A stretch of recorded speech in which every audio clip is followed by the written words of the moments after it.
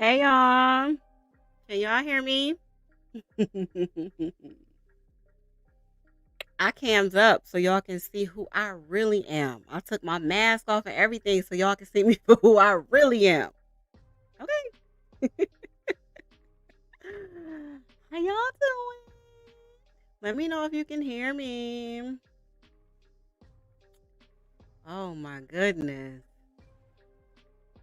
My kids are playing and they are loud. So y'all know, just go with it.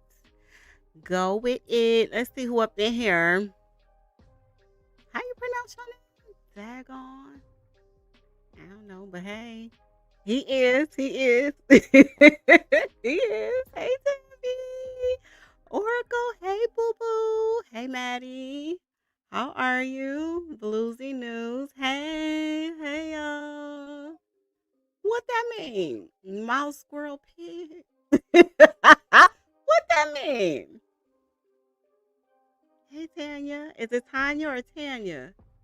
I don't think I've ever seen you here before, but hey, hey, hey, hey, hey. Oh, thank you, Debbie. You know, I did a little something. I did a little something today. Thank you. Hey, Kelly. Okay, sound is great. Thank you. Hey, so.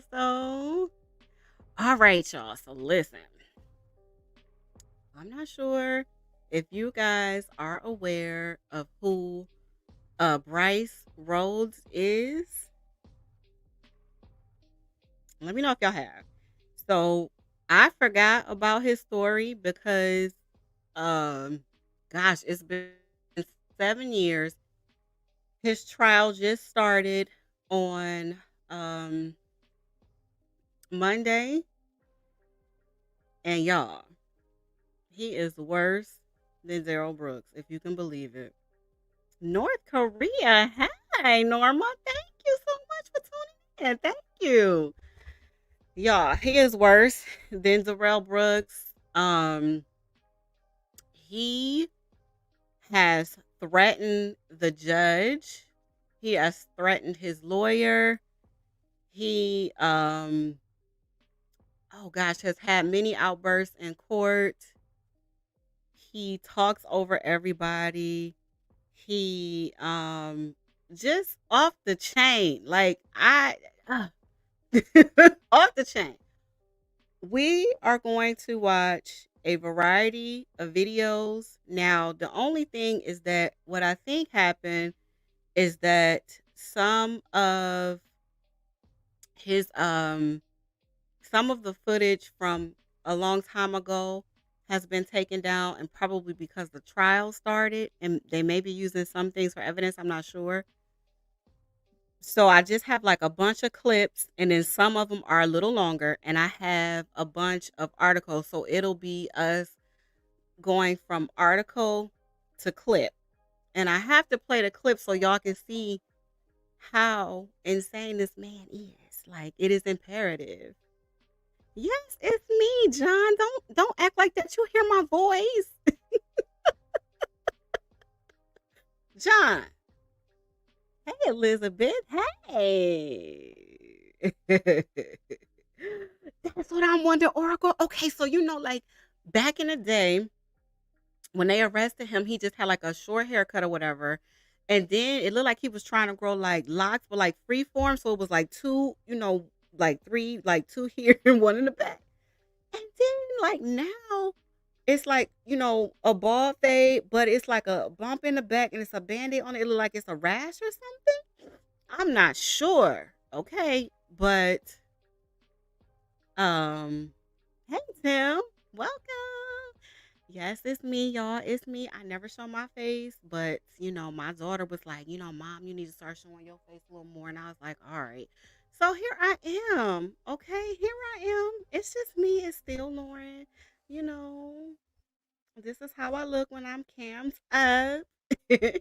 But yes, this case is just insane. So I think, y'all know I don't like to do a long intro. I already said hey to all of y'all or whatever. And oh, maybe it is. It looks disgusting, whatever it is. Oh God, this man is just off the chain. So let's jump into a clip.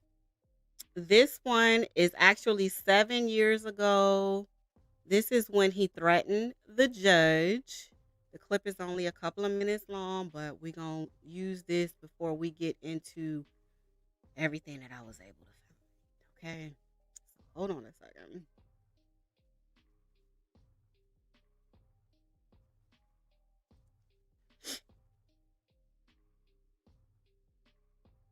Oh, shoot. Why do I always do that?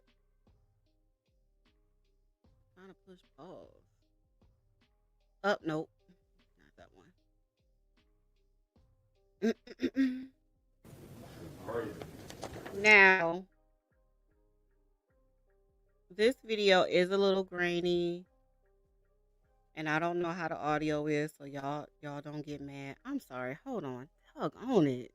There we go. I'm trying to push pause. There we go. It's a little grainy, but this is 7 years ago, and so hey Joanna, thank you so much. Oh, it probably is. Ooh. Okay. The video is a little grainy. Let me make it a little larger so y'all can see. I hope that's good. But this is when he threatened the judge. So y'all listen to this. Now y'all see him in a wheelchair too, so pay attention. You can just bring him up right here. Why y'all have me come out like this for? I think you know why. What? You know exactly why. Now, listen, stop talking. Have been. God. Are you done? No, I'm done. You've been charged in the 4th degree. I'm gonna keep talking because I don't want to have to see you back here for this. What you think? Where you live at? What you think at? None of that. I ain't do. So you're saying you're gonna find out where I'm out? None of that. You got something? I'll be out. Okay. Yeah, you've been charged with assault in the 4th degree, minor injury, terroristic threatening in the 3rd degree with physical contact.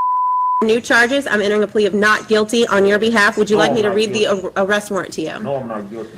I am setting a bond of $15,000 full cash on that on those charges, and the other case, once this actually gets served on you, is going to be dismissed without prejudice as duplicate. Do you have any questions? Would you like appointment of a public defender? Not guilty. I just said that. Not guilty. I just said that. I'll be out. Okay, I just said that. Alright. And would you like an attorney? Take me back to my cell. I'm not taking you anywhere. They can take you back, but would you like an attorney? All right. Okay. I'm going to appoint the public defender's office.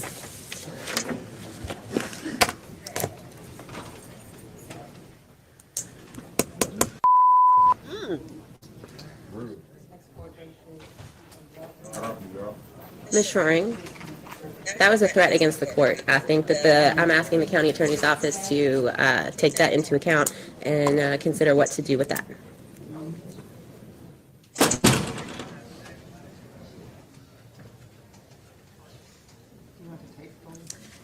Yeah, we'll need to take hold. Also, can you please get that served on him? Thank you. Sure.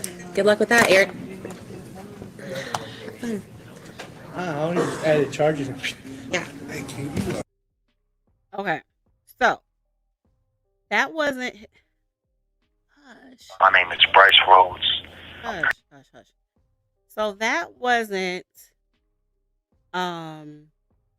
They had to put a spit mask on.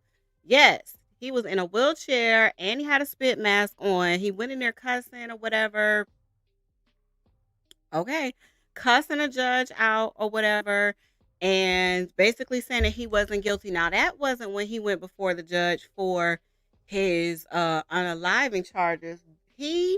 For the entire time that he's been in custody, he has racked up so many charges. So, witness intimidation, I believe, threatening the guards, threatening the lawyer, threatening the judge. We're going to get deep into these articles. I've read where he threw excrement at the COs, just all kinds of stuff, y'all.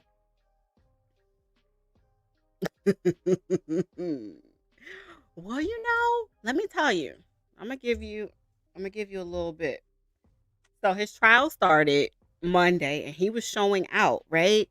And he has a female judge, and the judge basically told him, like, look, if you feel like you're gonna cut up in here, you got nothing coming. So of course he's wearing, plain clothes or whatever. However, she ordered that he have stun cuffs under his shirt. So he ain't said nothing. He has not said anything. Okay? She told him either you're going to get removed or we're going to shock the hell out of you. Excuse me. I heard a call he made, and gosh, we need an interpreter. I'm actually getting ready to play this call that he made from jail. That's so funny you said that. Thank you, Debbie. Welcome. Thank you. Thank you. Oh, y'all just loving on me. He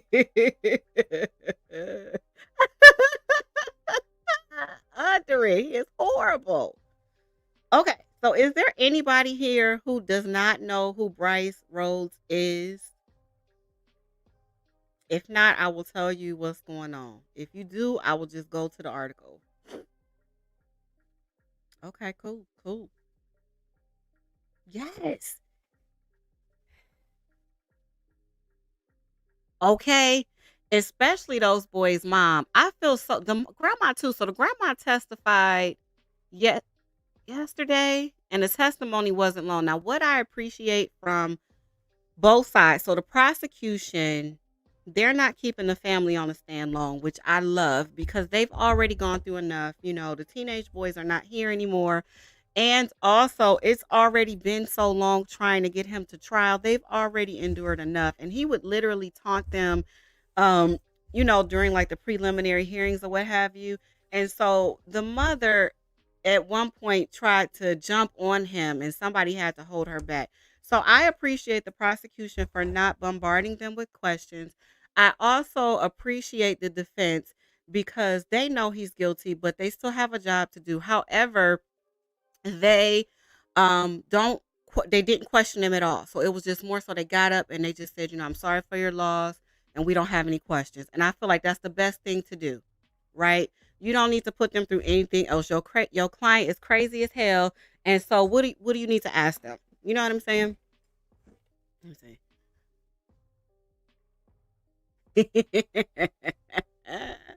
Oh, you don't know who this is? Okay, so let me tell you. Let me tell you. Brice Rhodes was an aspiring rapper. Okay. And he was in a GANG, and he thought he was a badass, okay? And he well, I don't want to say he befriended, but there were two teenagers who befriended him. And we all know how it is at that age, 14 through 17. You're very impressionable. And, I think they were just in awe of him because of, I guess he felt he was street savvy, fast money, fast talker, that type of thing. And so they befriended him, and, they will go visit him and hang out with him and all of those things. Well, Brice went and unalived a 40-year-old man, and the two teenagers were with him in the car. So they saw everything. And it comes to find out that Brice thought that the guy was a targeted hit, and that wasn't even a person that he was supposed to unalive or whatever. So he grew paranoid. He's just a piece of trash. And what he did was he got two other teenage boys who he was able to convince them that the two boys that were in the car were going to tell on him. And so he convinced two other teenage boys to take the two other teenage boys. I'm sorry, I probably sound crazy. The two teenage boys that saw it, basically, he got two other teenage boys to unalive them. So they took them into the bathroom, beat them up, talked bad to them, tied them up, made them beg for their lives. They took one out of the bathroom. He was begging for his life. They had him on the floor, unalived him. Then they went and got the other one and unalived him. Now, if I'm not mistaken, the two were brothers or whatever. And so all of them were eventually arrested. The two teenage boys were able to take a plea deal in exchange for, their testimony. And this piece of trash is still showing his ass. So this is who it is. And he is far worse than Darrell Brooks, in my opinion. Okay. Hey, Maya. It's crazy. I forgot all about it. It's been so long. He is garbage. I think I heard that, Elizabeth. We getting ready to read these articles because it's a lot that I've forgotten because, like I said, it's been so long, honestly. So we'll see. I don't know. I think I heard that before, but a lot of it I can't remember. He is a real thug. Mhm. Mhm. That's why he kept those teenagers around. And teenagers, especially teenage boys, they want to be a part of something. They want to feel like they belong. It reminds me of my little brother when he was their age. We lived in a bad neighborhood, and he would often hang around drug dealers and things of that nature. And eventually they were able to coerce him into being what they call the runner or whatever. And they would just give him a couple of dollars, but he felt so proud to be a part of it. So it's just unfortunate. Oh, thank you, Debbie. Thank you. Okay, let's get into these articles.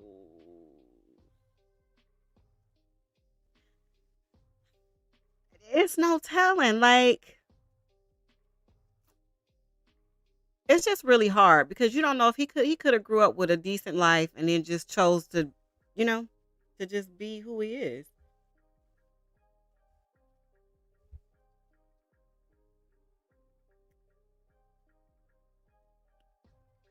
Well, those teenagers were what, 14? I think 14 and 17. Right. Well, I do know that he threatened the two boys that took the plea deal. And y'all about to see because one of them took the stand today. So I'm going to play that too. Oh, okay. That's crazy, man.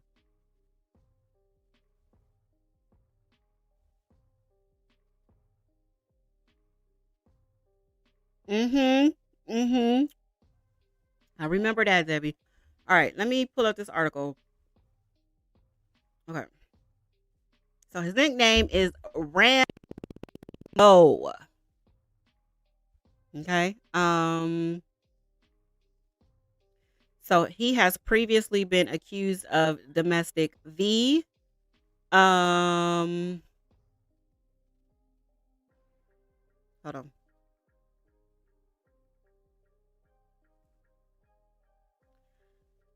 Okay. So 3 lives taken violently. Honor roll student Larry Ordway, 14 years old, and his brother Maurice Gordon, who was 16 years old at the time. They were last seen alive leaving their mother's home the evening of Saturday, May the 21st. And this was 7 years ago. So what's that, 2016? Witnesses told police they left with 2 other teens and Brice Rhodes. Now, the 2 other teens are the ones to help unalive them. Rhodes stands at 6 feet tall, 200 pounds. He has face, neck, arm, and chest tattoos. That's what his height and weight was at the time. Oh, let's see. Okay, so then the brothers' bodies were found a day later in the backyard of an abandoned house on River Park Drive. They had been beaten and um what's the word I can use for that? When you use a knife, and the killers attempted to burn their bodies. Homicide detectives tracked down one of the 2 alleged teen accomplices, 15-year-old Anwan Carter, and began interviewing him while searching for 25-year-old Rhodes, their prime suspect. Police soon arrested an alleged accomplice, let me see, Ja'Cory Taylor, 17 years old, with both teens claiming Rhodes forced them to participate in the double unaliving of the brothers and cleanup of the crime scene. On May the 24th, 2 days after the bodies were found, police spotted Rhodes' car on Preston Highway and arrested him on an outstanding warrant for domestic V in Indiana. Okay, so then they arrested him so they can get more evidence. 7 hours after his arrest, investigators charged him with double of unaliving of the brothers, saying they found a plethora of evidence, including blood. After searching the apartment Rhodes shared with his mother, so yes, he lived with his mother, despite the apartment having been extensively cleaned with bleach. Detectives also charged Rhodes with tampering with physical evidence, alleging he destroyed evidence in the house and in a dumpster where some charred items were recovered. Okay, it says police kept quiet about the suspected involvement of a fourth person. It was a surprise to the public when, I guess this is Taryn Coleman, 19, was indicted on November 22nd on 2 counts of unaliving, 2 counts of abuse of corpse, and 1 count of helping tamper with physical evidence. At the time of the double homicide, Rhodes was on probation for domestic V for incidents in 2013 and 2014. He is now charged with another 2014 incident in which his mother alleges that he grabbed her by the neck and punched her in the temple as she attempted to unload groceries, prompting his teenage sisters to call police. All right, excuse me. Larry and Maurice looked up to Rhodes, who featured them holding guns or GUNs in one of his music videos and sold them a fantasy of becoming famous, the teens' relatives said. Rhodes also bought them food and clothes and drove them around. The brothers were in a car with Rhodes on May 4th when Rhodes spotted Christopher Jones, who was 40 years old at the time. Police alleged that Rhodes jumped out of the car and shot Jones in the street. God, I got to remember not to say those words. Terrifying the teen brothers, who then faced Rhodes. The 2 teens charged in the brothers' slayings also witnessed Jones's killing. They told investigators. Carter told police Rhodes mistook Jones for someone who had a price on his head, meaning he was a target of a contract unaliving. Rhodes began to fear they would snitch to police. 2.5 weeks later, the teens were dead. Until that point, Jones's murder had remained unsolved. A day after Rhodes' arrest, dozens of teens and adults gathered in heavy rain showers at a park to release blue, silver, and crimson balloons to honor the brothers. Several officers hovered on the periphery to safeguard the participants. They knew a third suspect, the 17-year-old Mr. Taylor, was at large, but kept that quiet from the public. Excuse me. The victim's mother, Elizabeth Wren, shouted at the crowd, "Please quit bashing me on Facebook. It ain't about me. It's sick and sad how we can't come together for these kids." She came under attack on social media for photos of her sons holding GUNs on her Facebook page, which referenced a GANG. Her family insisted the teens weren't in a GANG and were just pretending to be tough. But why was it on her Facebook page? I ain't gonna say nothing. A woman at the vigil embraced Wren, and the two sobbed before Wren went limp, falling to the park's water-soaked tennis court. That week, the family had intended on celebrating the brothers finishing middle school. Instead, Wren had to plan their funerals. The morning of the vigil, Rhodes was brought before a judge in Jefferson County District Court for arraignment. With private attorney Brandon McLeod, whatever, by his side, he pleaded not guilty and was ordered jail on a $1 million cash bond in each of the brothers' unalivings. A day later, officers found the third suspect, the 17-year-old, charging him with the boys' unalivings as well. Okay. Rhodes was brought back from Metro Corrections back to court 5 days later on May the 31st for a briefing hearing, since his lawyer realized he needed to recuse himself from the case. And that made Rhodes mad, they said.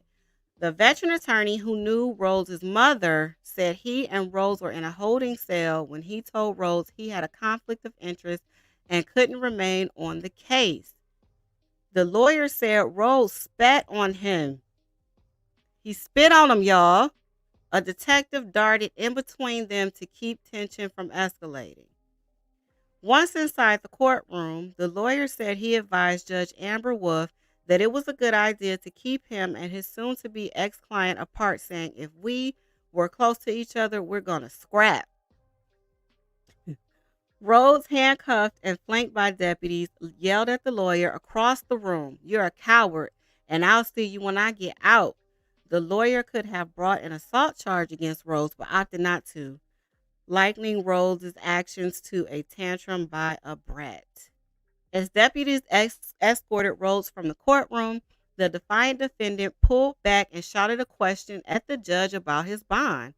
Wolf could have ordered him to return to the defense table to address her properly, but known for her compassion, she answered his question without admonishment. Here we go. 3 days later, several courtroom observers headed to see what Rhodes might do during a preliminary hearing. But Rhodes remained attentive and calm during the June 3rd hearing, though he sometimes awkwardly smiled as homicide detectives described the murders and the evidence, including blood found in Rhodes' apartment and car, and an eyewitness who claims to have seen someone that looked like Rhodes at a dumpster engulfed in flames hours after the teens went missing. A month later, a grand jury indicted Rhodes on July 14th on unaliving charges for the two boys as well as Mr. Jones. Rhodes is accused of attacking a fellow inmate a month later at the Metro Corrections. Rhodes knocked the inmate to the floor on August 31st and threatened to unalive the victim like he did the others. The victim suffered a knot to the back of the head, a laceration on his forehead, and a sore neck with jail staff photographing his injuries. A few weeks later, Rhodes spat on an inmate September 15th. That incident and assault were both captured on the jail's video surveillance. Deputies took some rare precautions during a preliminary hearing September 23rd before a woof because of Rhodes' erratic behavior. They strapped him by the wrists and ankles in a restraint chair and covered his mouth with a spit mask before wheeling the chair into court. That's the video that we just watched. So he appeared for the assault on the two inmates. Rhodes, angered by the chair and mask, repeatedly threatened to fine and unalive the judge and her family. What, you don't think that we can't find out where you live at? As extra deputies stood nearby, along with 3 correction officers wearing gloves, Rhodes continued his rant. I don't give a bleep. You got family. I be out. The netted Rhodes additional charges of the T word threatening and intimidating a participant in the legal process.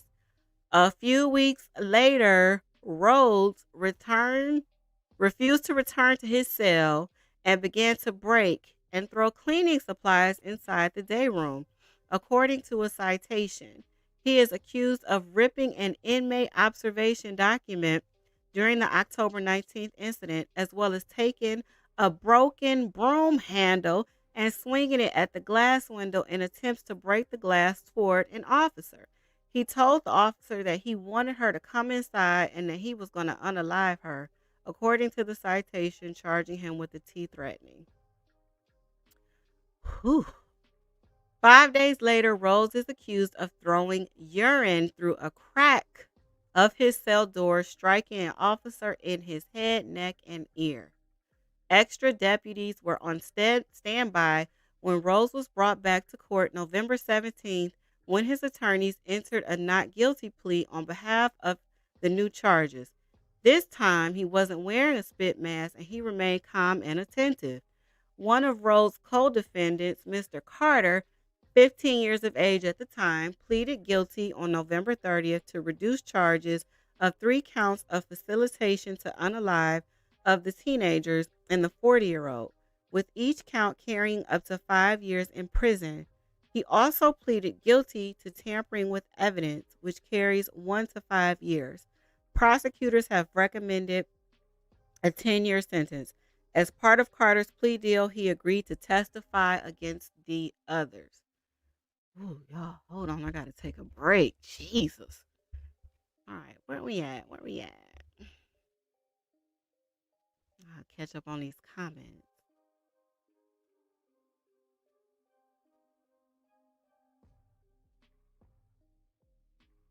Hold on. I don't even know where I'm at. I don't know. Okay.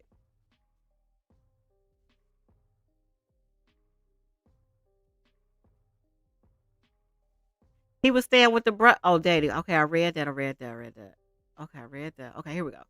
I remember it was an apartment, but I couldn't remember whose. Yes, his mama. Hello there. I didn't go live last night. I haven't been live since Monday night. So you good, but thank you for coming tonight. We're talking about Brice Rhodes. Hey Fee. How are you, love? All right, I gotta take a sip of wine. What y'all think about that so far? Ain't that a mess? He done spat on somebody. He threatened to unalive. Do y'all think that he just has it against women, or he just like that with anybody? Now, I know at one point the judge was like, oh, well, he has a severe mental illness, and she got him evaluated to see if they could keep the death penalty on the table, but I believe they took it off the table.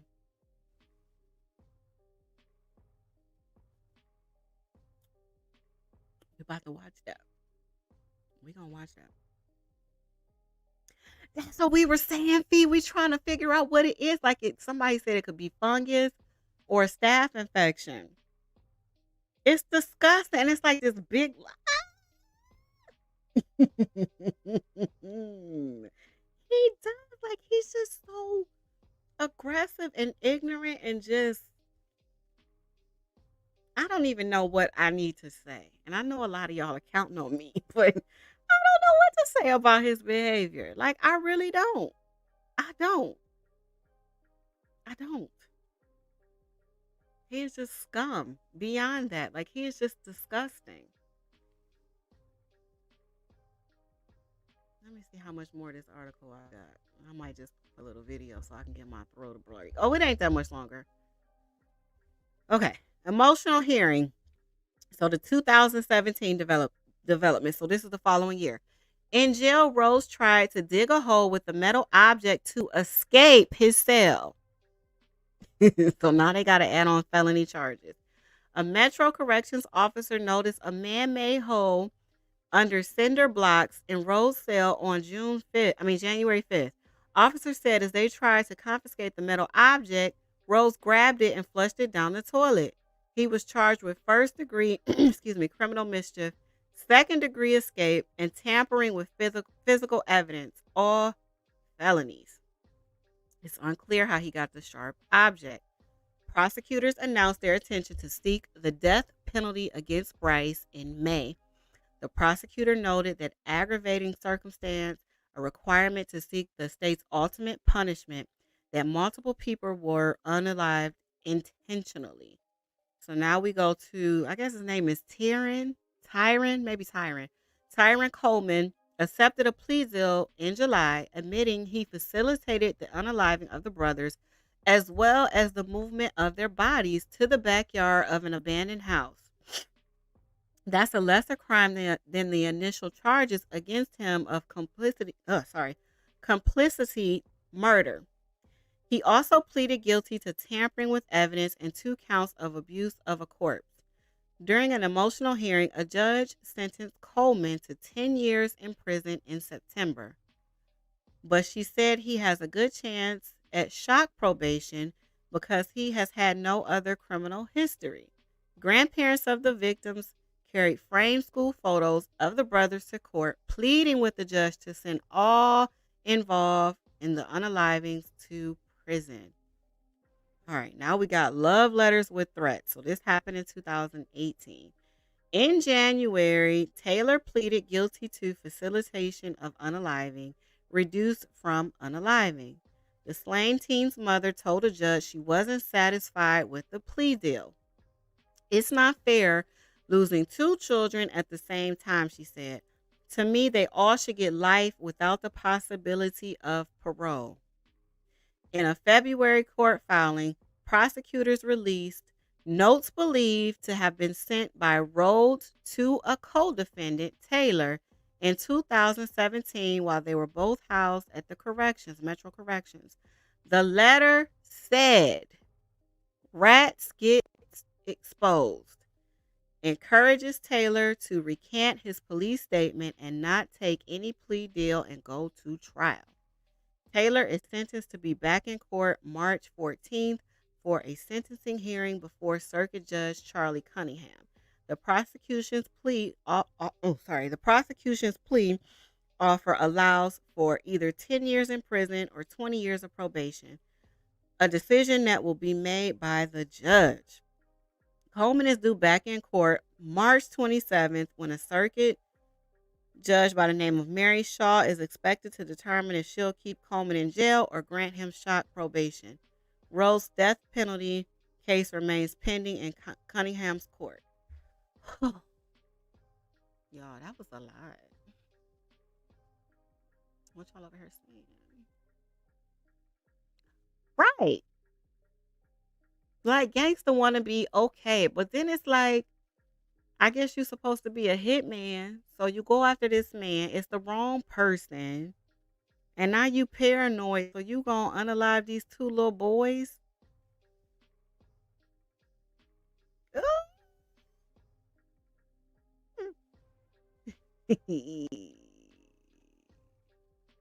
Yes.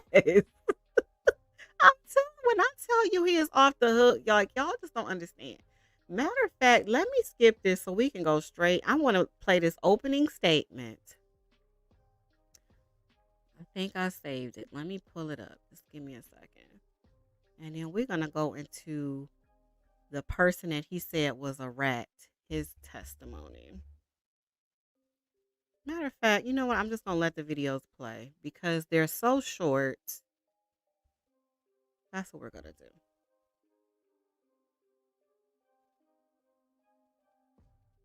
If you think this is the best time, Even though so you be show it. favoritism to the Commonwealth, you denied every motion I've ever filed in this courtroom. I'm still gonna, it's my right to file a pro se motion, and it's my right to speak what I need to speak on. Well, I don't know if y'all got some type of sexual relationship going on, or what y'all got going on, but I'm definitely gonna speak my mind. Detective Detelli and I have no sexual relationship. Now I'm talking about you and the prosecutor over there, sir. All right. You denied all my motions. Every motion I filed, you didn't deny it. I'm pretty sure I've denied the vast Every majority motion of I pro filed? se motions that have ever been Are you some filed. type of racist? Are y'all got some type of sexual relationship going on? Which one is it? Or are you just wrong in everything that you've made a motion for? Are you a It could be secret that. Ku Klux Klan member? No, sir, I'm Is that not. what you really are? Nope, Okay. I'm not. But like I said, the higher courts, they'll deal with it when time comes necessary. That's exactly right. Exactly. And So say less. Wait a minute. Oh, damn. can we do it? Leg. Did y'all hear what he said? Did y'all hear what he said? And that judge sitting up there letting him say it?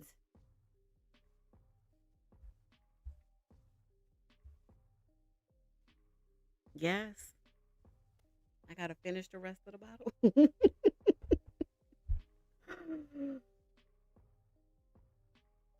Boiling sugar water.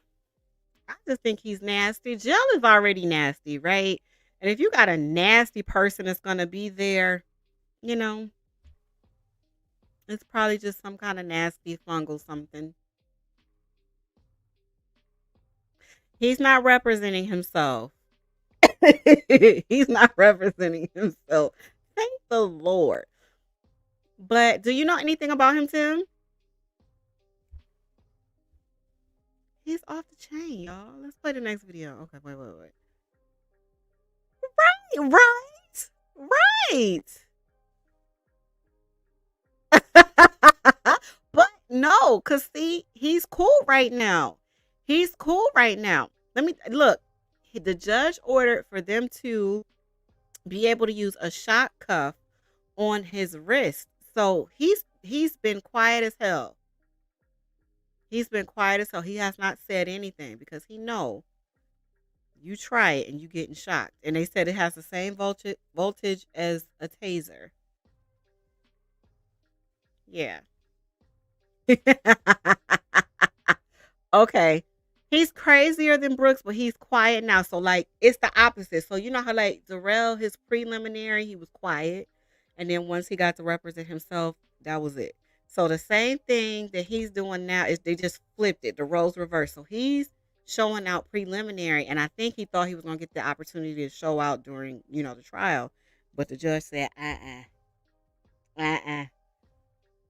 Excuse me. He's not, excuse me, y'all. I think he thought he was going to, but he's not. His trial started Monday, so let's go to the next one. These are really quick, so that's why I'm just playing them so y'all can get the full gist of how crazy he is. Now look at his hair, y'all. Y'all see this? So this is what I was talking about before he cut his hair. So I don't know if he was attempting to grow dreads or if he did this on purpose because maybe he was going for an insanity plea and he wanted to make everybody feel like, I'm just insane. Look, I don't care about myself. I don't care how I look. I don't know. That's the type of vibes it's giving me. I just don't give a damn because who walks around like that, right? So this is what he looked like prior to what he looks like now with that big nasty bump on the back of his head. A fair trial in Jefferson County. But then another part of it is, if we have a concern, what's the alternative? Because Okay, so y'all just saw that. I got to break real quick. And somebody complained about me stopping the video every 5 minutes, every 2 minutes, making it boring. I don't care. I'm going to stop it. Anyway, the victim's mother is sitting behind him, the victim's mother and their grandmother. And so he keeps turning around periodically to blow kisses at her and lick his tongue out at her or whatever. And I think this is the video where she just loses it, but let's see. Because then if we might get into a situation on the law where I'm supposed to weigh the pros and the cons.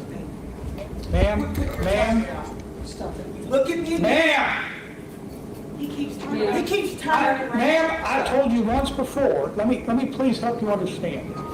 You can't just talk out like that, okay? If you can't handle him looking at you respectfully, all I can tell you to do is don't be in my courtroom, because he's going to keep doing it, particularly now that he knows that it irritates you. I don't agree with that at all. This lady is here to get justice for her babies, right? She has every right to be there, just like the general public. And you tell her that if you can't handle him looking at you, don't be in there instead of admonishing him? What kind of judge? Where do they find these judges at? So you either are able to control yourself or you're not. And I would understand why you could not. I get that completely. But I can't have you talking up in court, okay? I need you to hear this. The next time it happens, there will be a consequence. Do you understand that? Yes, All right? Mr. Rhodes, you're smiling. I don't know why you're smiling. Because I can't. Well, Because I can't. It's not a crime to smell. it's not a crime to Continue smile, what you were saying. but it doesn't help you, all right, to irritate people. All right. And you have a lot at stake in this case. It's not a crime to smell, is it? I didn't say you were committing a Okay crime. then. I'm saying you're Continue not what you were helping saying. yourself. Continue what you were saying. I'm I'm allowed to done. smell. I would suggest you do what helps Okay. you, not what hurts you. Okay. That's Do what I all. want to do.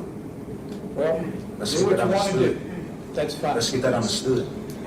I'm sorry. Let's get that understood. Well, you made All that right, abundantly continue what you clear. were saying about the motions. Okay. All right. I'm saying I want to have a hearing on it, and we'll be happy to give you a date when we can come back and talk about that. Is there work we need to do to be ready for that hearing, or we basically have what work needs to be done? Judge, we haven't received their motion. But we Yeah, have, so- yeah, we haven't filed the petition yet, Judge. We wanted to have a date from Your Honor. We have some exhibits. Some of them may be lengthy, so we're trying to get all that. Okay, hold on.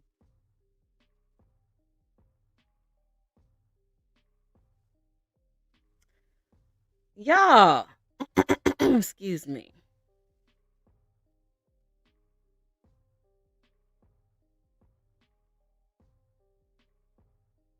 It has to be. But remember, I was telling you that since he has an attorney, they can do a little more with him. So let's say they do have to shock him and it ain't working. They got to pull out that good old gag, right? Or remove him.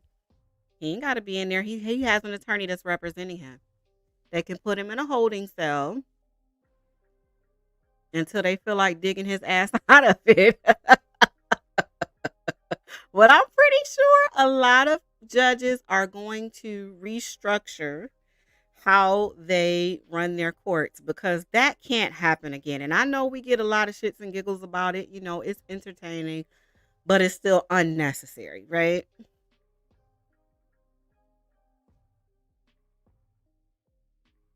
Two greasy defense attorneys and one male. Are his defense attorneys both male? I know one gave the opening is a male. One co-defendant testified yesterday and the other co-defendant was today. It was so tense. Yeah, I'm getting ready to play that. I'm just playing these little, for people that aren't familiar or for people that just, need to catch up. That's why I'm playing these clips. We getting there. It's coming right up. Crazy, right? I think a lot of his is acting though. Like, I don't think he's really, I think a lot of that is just him playing a role. He is, ugh. Right? But I don't like what the judge said to her.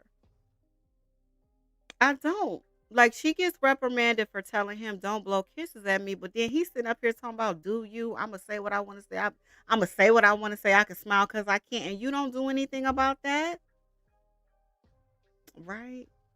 See, I ain't studying none of these people. Okay, I ain't. He was way wrong. Not roast beef. Hey, harsh time.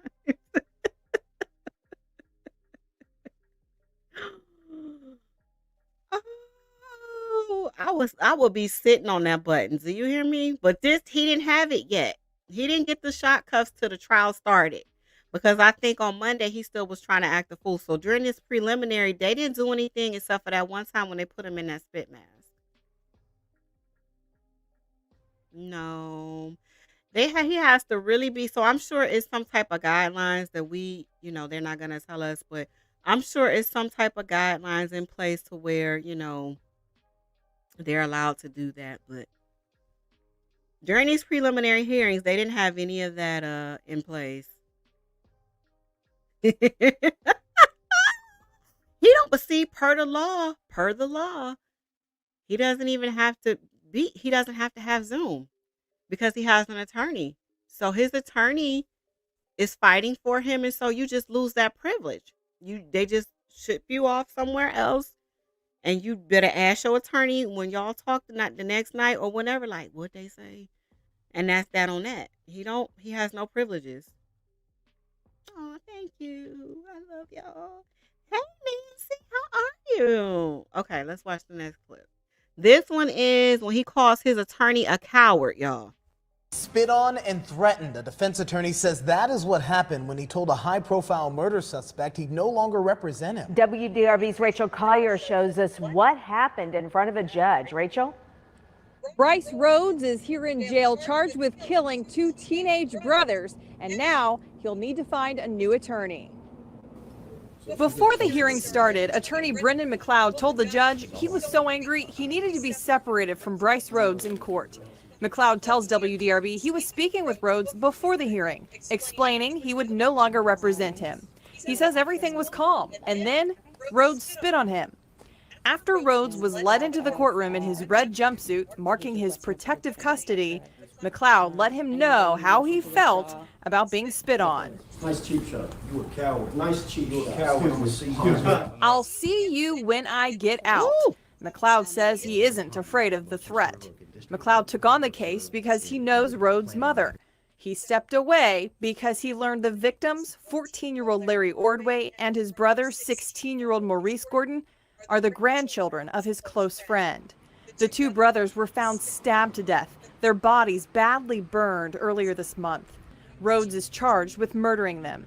2 juveniles are also charged in the case. We're also learning more about the teens' murders. Homicide detectives now telling us they were killed at Rhodes' apartment in the Clifton neighborhood. Police say the bodies were taken from the murder scene and dumped behind a vacant home in the Shawnee neighborhood. Rhodes told a judge this morning he'll find another attorney.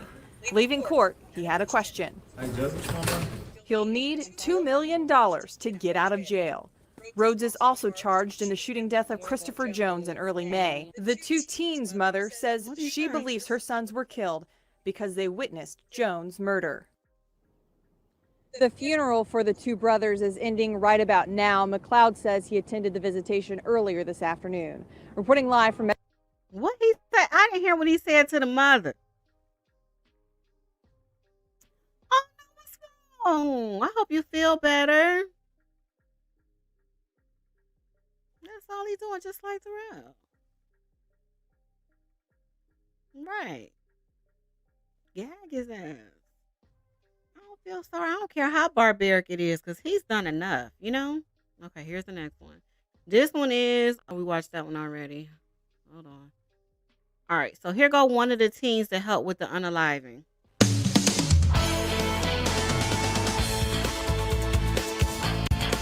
A teenager will stay in prison for now after he confessed to helping murder 2 of his best friends. WDRB's Travis Ragsdale explains why he could still be released soon in spite of the brutal crime. Travis? Anwan Carter admitted to helping Brice Rhodes kill 2 people, but he's 18 now, and he could have gotten out of jail today, but a judge said no. I wish the outcome was different. I wouldn't, if I knew this wouldn't happen, I wouldn't have hung out with Maurice and Larry. That's Anwan Carter. He turned 18 on Tuesday. It was back in 2016 that he confessed to helping Brice Rhodes kill teenagers Maurice Gordon and Larry Ordway. Put a rag in his mouth because he stabbed me. Carter took a plea deal and flipped on Rhodes, agreeing to testify against him. He was sentenced to 10 years. But since he just turned 18, he was eligible to get out on probation, which his attorneys pushed for. I truly believe that Mr. Carter is a victim of Brice Rhodes, along with everybody else. All these kids, I think, were basically influenced by him, and obviously to a horrible degree. But Gordon and Ordway's family begged a judge to send him to adult prison. You could have saved them their lives. You could have saved them. But did you? No, you did not. And Judge Charles Cunningham agreed. Cunningham ordered Carter to continue his sentence. Fairness in this case would probably say, we need to put a needle in your heart. That's the only fair way to resolve. Justice, however, doesn't necessarily mandate that we kill you, much less keep you incarcerated for any particular period of time. But because Carter has been in juvenile jail for 2.5 years, he's already eligible for parole. As for Brice Rhodes, he has to face those 2 murder charges as well as another at his trial scheduled for July. We're live in downtown Louisville. Travis Ragsdale, WDRB News. Travis, thank you. Okay, y'all. What y'all think? Do y'all think that the little guy, Anwan, should have gotten more time? Or should he have been credited for time served and been given probation?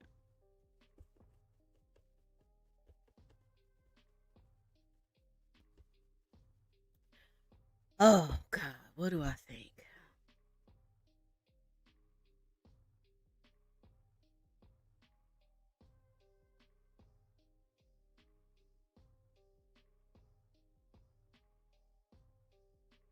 I think 10 years is enough.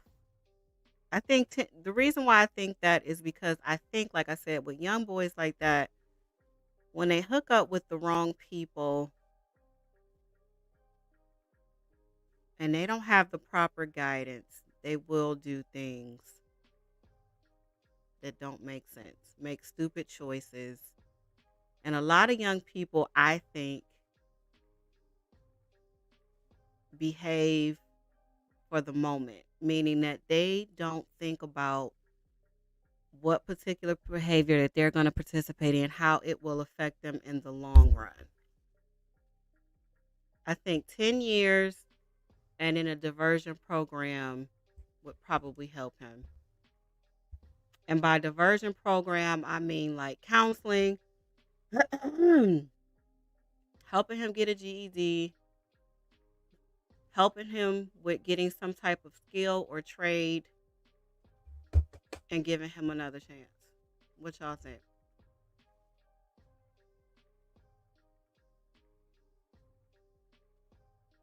Mm-hmm.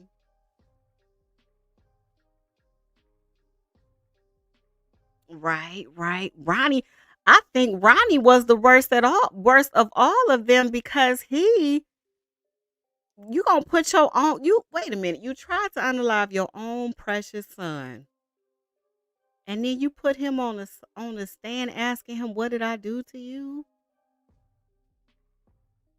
He was the worst of them all. And that's why I can't.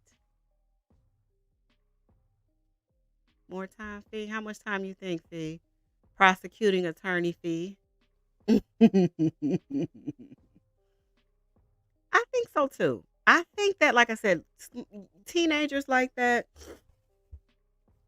15 and 16, you grow up in a home without a father, or even if your father is there and they may not be instilling those values in you, keeping you from harm's way, just those life lessons that we all need.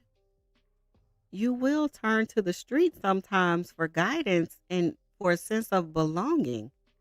And I feel like had he not met Brice, I don't think that he would have ever did that.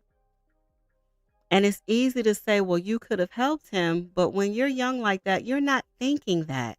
You're thinking, this is someone that I know unalived a 40-year-old. right? With no remorse, someone who has leverage over me, power over me, someone that can unalive me without second thought. As a young boy, I'm not thinking, okay, well, I can go run home and tell my mom, or I can call the police, or I can figure out how to save them. I'm thinking about, how am I going to save myself?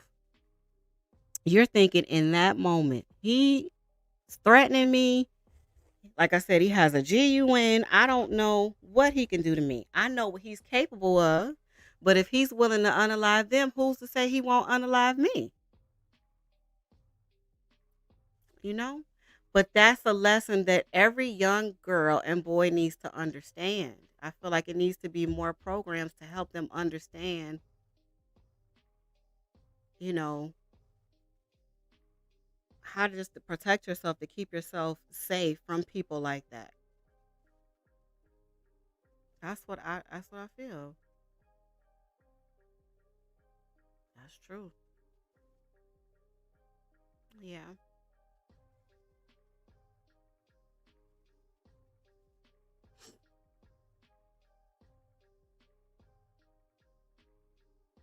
Who? The little guy, Anwan, or Bryce? He showed up with his new lawyer, and he has a status conference. I think it's January 18th. So the lawyer got a continuance until January 18th. So we'll see what happens then.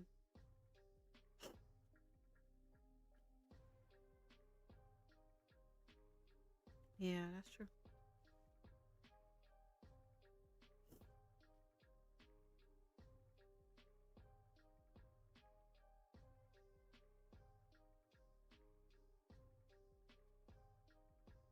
Yeah. Yeah, I believe in accountability. I do. I do. Right.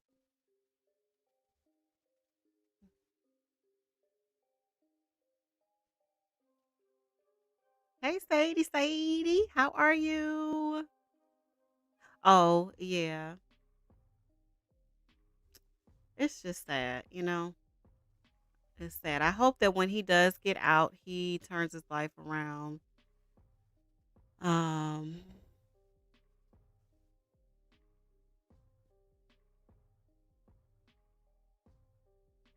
Now there's a lot of truth to that. There's a lot of truth, and welcome. I don't think I've ever seen you here before. Welcome. There's a lot of truth to that. It is. Um, it is. But I think 10 years is enough. I think 10 years, and like I said, some type of diversion program.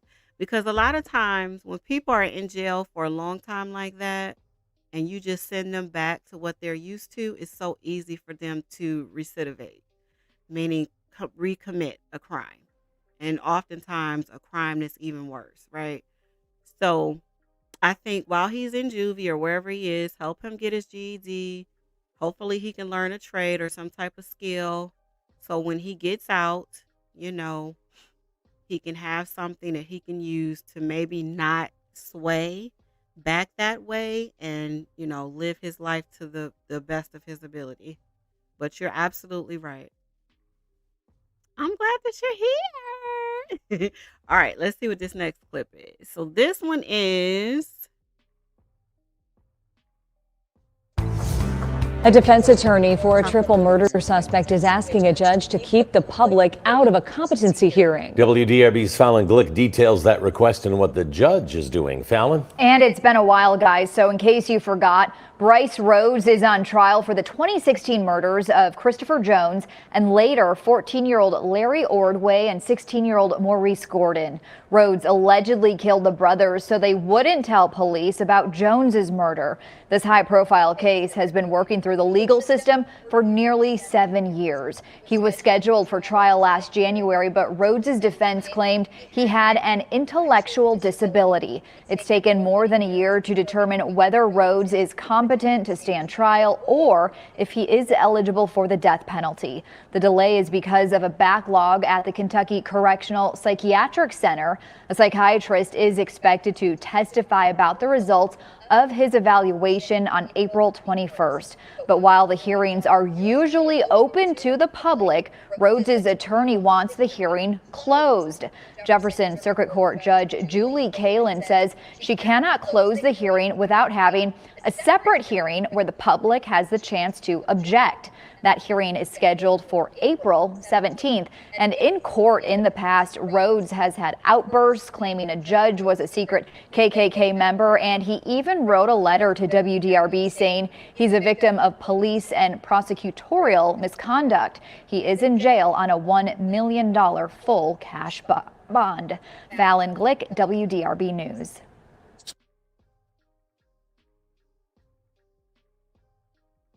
Triple murder suspect Brice Rhodes walked back into a Jefferson County courtroom today with a judge ruling he is competent to stand trial. As WDRB's Darby Bean tells us, it was a hearing the defense tried to keep the public and the media out of, but it remained open. It's a case that's been pending since 2016. Brice Rhodes is accused of killing 3 people, including 2 teenage boys. He's been in and out of the courtroom several times, known for his outbursts at previous hearings. This case was set to go to trial in January of 2022, but Rhodes' attorney asked for a competency evaluation.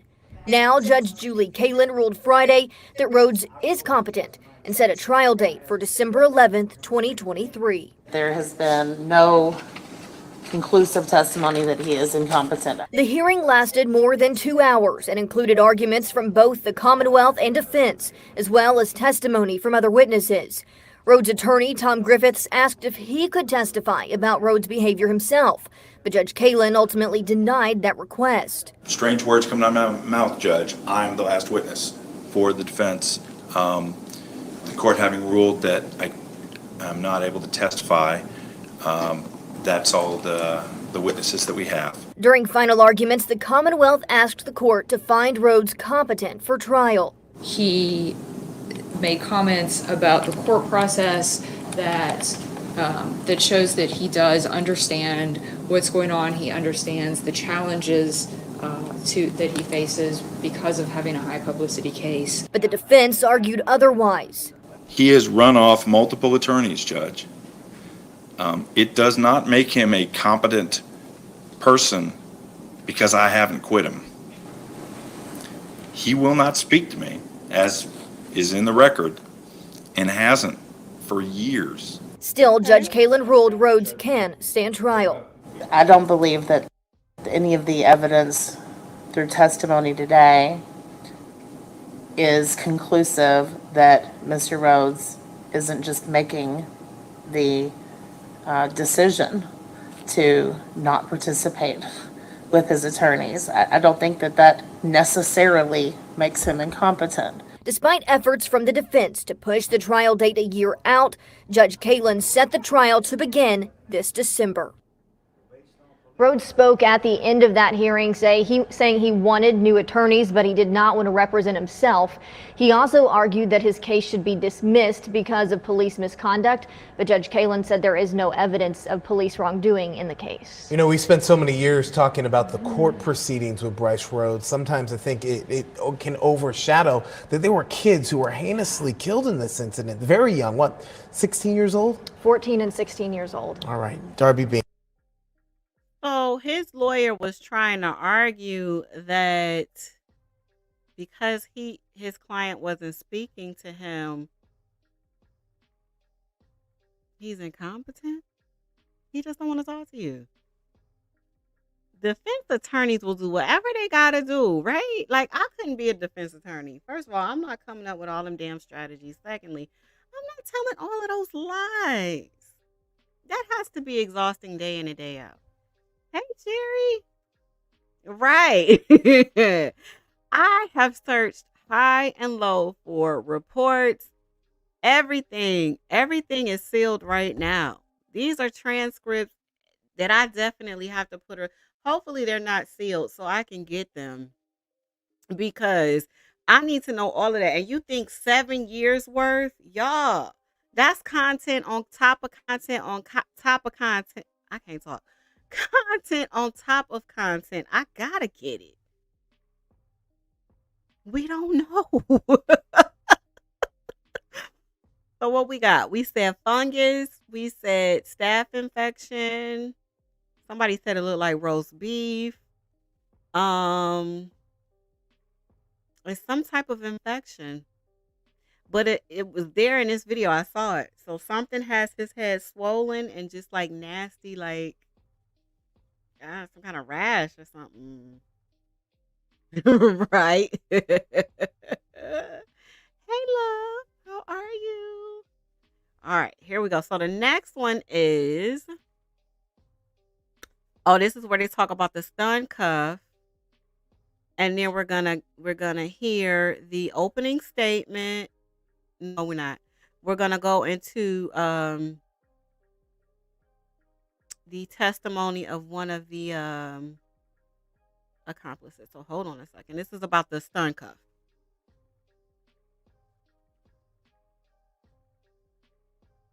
You're not trying to give me a fair chance, effective counsel. Well, who do you think I should give you as a lawyer? I'll write the Bar Association and the ACLU. From threatening a judge to calling another a racist to allegedly spitting on his former attorney, there is a lot to break down in the case of accused triple murderer Brice Rhodes. And with his trial about to begin, we got you covered on what you need to know. Welcome to Sidebar, presented by... Now, I'm probably going to end up fast forwarding through a lot of this. I didn't realize it was a sidebar, and they do a hell of a lot of talking on here, so I'm going to have to fast forward some of it. Law and Crime, I'm Jesse Weber. We have quite the trial about to begin in Louisville, Kentucky. Man accused of murdering 3 people. So what do we know about him? Well, reporting indicates that Rhodes was a price on Jones's head, meaning that he thought Jones was a target of a contract killing. Authorities also say that there were 2 other witnesses to this shooting, 2 witnesses who were in the car when this happened. And they were killed, Carter says. They put them in crates. Of my home. I'm sorry, y'all. This is the possibility of life in prison. Now, the reason that seeing the case, health in a little bit, he says that he is framed him and engaged in misconduct. I would like to state for the record the facts concerning the search of my home, 763 North Height Avenue, apartment 2, Louisville, KY. I wish to do so on record because previously, on multiple occasions, the Commonwealth has went back and tried to cover up and clean up their corruption and misconduct involving evidence. I wish to do so they can't go back and change anything. The prosecution is known for falsifying and altering documents about evidence. On May 24, 2016, an informant suspect, Anwan Carter, was detained and questioned. So he told detectives that allegedly a double homicide took place in my home, 763 North Height Avenue, apartment 2, Louisville, KY. So detectives called for a search warrant and searched my home at 21:18 hours into 22:11 hours. Okay, so during this search was 5 homicide officers and 1 CSU officer. They searched for hours. They applied Blue Star chemical solution all throughout the house. They looked and looked, and they found no such evidence of any type of crime. In fact, officers stated how clean the apartment was. They also stated that the carpet had cleaning solution on it, and yet nothing was still found when they applied Blue Star chemical reaction. So they clear the scene and they leave for 1 hour and 20 minutes. They leave for 1 hour and 20 minutes. They come back and they research the home at 23:56 until 02:14 hours. Now all of a sudden they claim to find blood on the carpet. So the same carpet they just searched the first time that was clean, and now it allegedly has blood on it. See, to sum everything up, detectives were told numerous lies and fabrications by the informant, and they were led on a wild goose chase by someone who made up a story who just thought, just so they can get out of jail. Now, okay, we're not going to listen to all that because he's talking too much. However, I think I did find like a clip of this stun cuff, and then we're going to go right into this testimony. Hold on, there's a lag. Hold on. Okay, let's see if this is it. If not, we'll just watch the testimony. The defendant in a high-profile murder case has been disruptive and full of outbursts leading up to his trial. WDRB Stefan Johnson is here to tell us what's in place. You might not have heard of this before to prevent problems in the murder trial of Brice Rhodes. Yeah, this is something that's been around for a while. Brice Rhodes has been in custody since 2016, and the last 7 years, his court appearances have been unpredictable. That's why there is a court order to use a special stun cuff if there's a problem. The consequences are his choice on the way things work. We do have different levels of security options that we can use, one being the stun cuff that the judge actually mentioned, which is basically like having a taser. It's no different. And with that, we would use that if the judge orders it to be used. But she told him that it would be his option to either use that or leave the courtroom. So to be clear, the stun cuff will only be used if there's a problem with Rhodes in the courtroom. Yeah, this is something we were talking in the newsroom no one had heard of. How often have they been? For a while, but this is the first time in a long time that anyone can remember the stun cuff being brought out or being used. This is an example of what's being used. We looked it up online and the lieutenant helped us to find the one that they're using actually. He says, again, it's been a long time since they've used one. Something else that we saw for the first time in a long time, Rhodes in street clothing. Just before opening statements, he walked into the courtroom in a suit and tie. Meanwhile, as we've been reporting, Rhodes has a history of alleged attacks since being arrested, including spitting on another inmate and one of his own attorneys. Lieutenant Nick Jones with the Jefferson County Sheriff's Office explains what will happen if the stun cuff is put in use. Well, it would not prevent him from spitting on anyone because, again, it is just on his ankle. It's a bracelet. However, just knowing that this is an option that he'll have to do, and then he would not, it would be his choice on whether or not to participate in the trial. I think that will kind of limit his thinking on acting out. The judge would give us the order to put it on him. And then from there, it would be the deputies using their discretion on whether or not they need to use that force. And since the trial started, there have been no issues with Rhodes in the courtroom.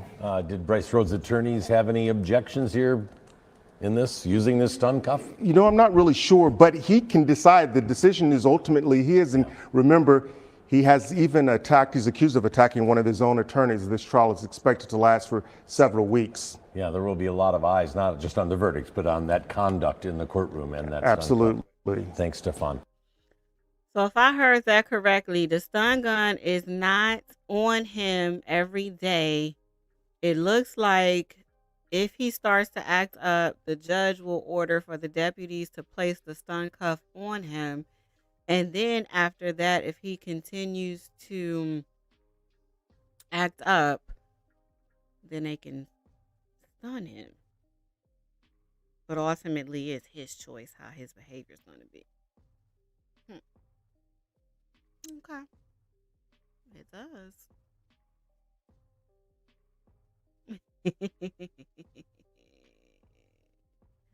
Ooh. You should have went to go see it. Oh gosh.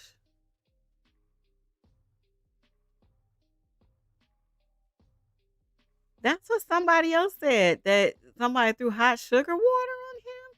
But do they allow inmates to get water that hot? I mean, I know they have ways of doing things, but because he's a nutcase, he doesn't have a reason. He just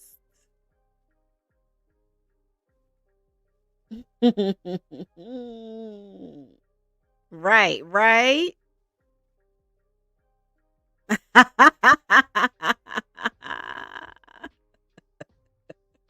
Okay, so some of y'all have already seen the testimony of the one guy, and I think this is N1 we're getting ready to watch. It's about 41 minutes long, and he's going to detail what happened the night that the other two teenage boys were unalived. I do want to watch the opening statement as well, but we can watch that in a little bit. But let's start here. Have a seat. Good afternoon. Can you introduce yourself to the jury? My name is Anwan Carter, And how old are you, Anna? 22, Where do you live these days? for the deals. And were you here in town in 2016? I understand. He gonna if have you to could speak just up. Just a little bit louder. And that's, may I approach, Your Honor? You may, yeah, you want to move the microphone. Thank you, Mr. Cunningham. So, you know what we're here to discuss. Let's talk a little bit about how you know different people here. How do you know Jakor? Good. And were you all very close? Yes. What sorts of things would you do with Jakori when you were here? Hang out, just go find different females to hang out with. Anything else y'all do together? We used to I'm sorry, you gotta speak up so they can hear you. we used to hang out, we used to smoke, we used to I play still basketball. can't hear you. Put and your I mouth can't in the hear you, mic no like one how else can. mine is. We used to play sports. We used to find different females to hook up with. And did you all grow up together? Did you know him for a long time? Yes. And what was his life like?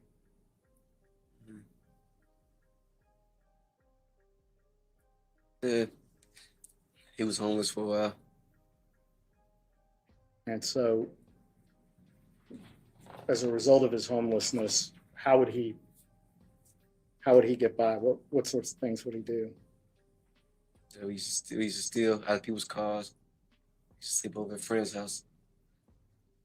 And what about you? Did you have people to live with here in town? Yes. So how old were you in 2016? 15. When you were 15, do you remember how much you weighed or how tall you were? I was about 120 pounds. So how did you meet Larry? At school. And did you meet Maurice at school as well? Yes. And what was your relationship with them? We're the same as Corey. We used to go link up with different females. We used to hang out. Was there anybody in town that you were closer to than the three of them? No. And do you recognize Mr. Rhodes in the courtroom? Yes. And what did he go by as far as you know? Rambo. And how did you meet Rambo? Morris and Larry. And before we get to, Judge, I'm sorry, I couldn't hear that response. Can you repeat that, please? Through Morris and Larry. how long, when we get into May of 2016, how long had you known Rambo for? Couple weeks, 2-3 weeks, month. So how many times had you met him before the night of the first shooting?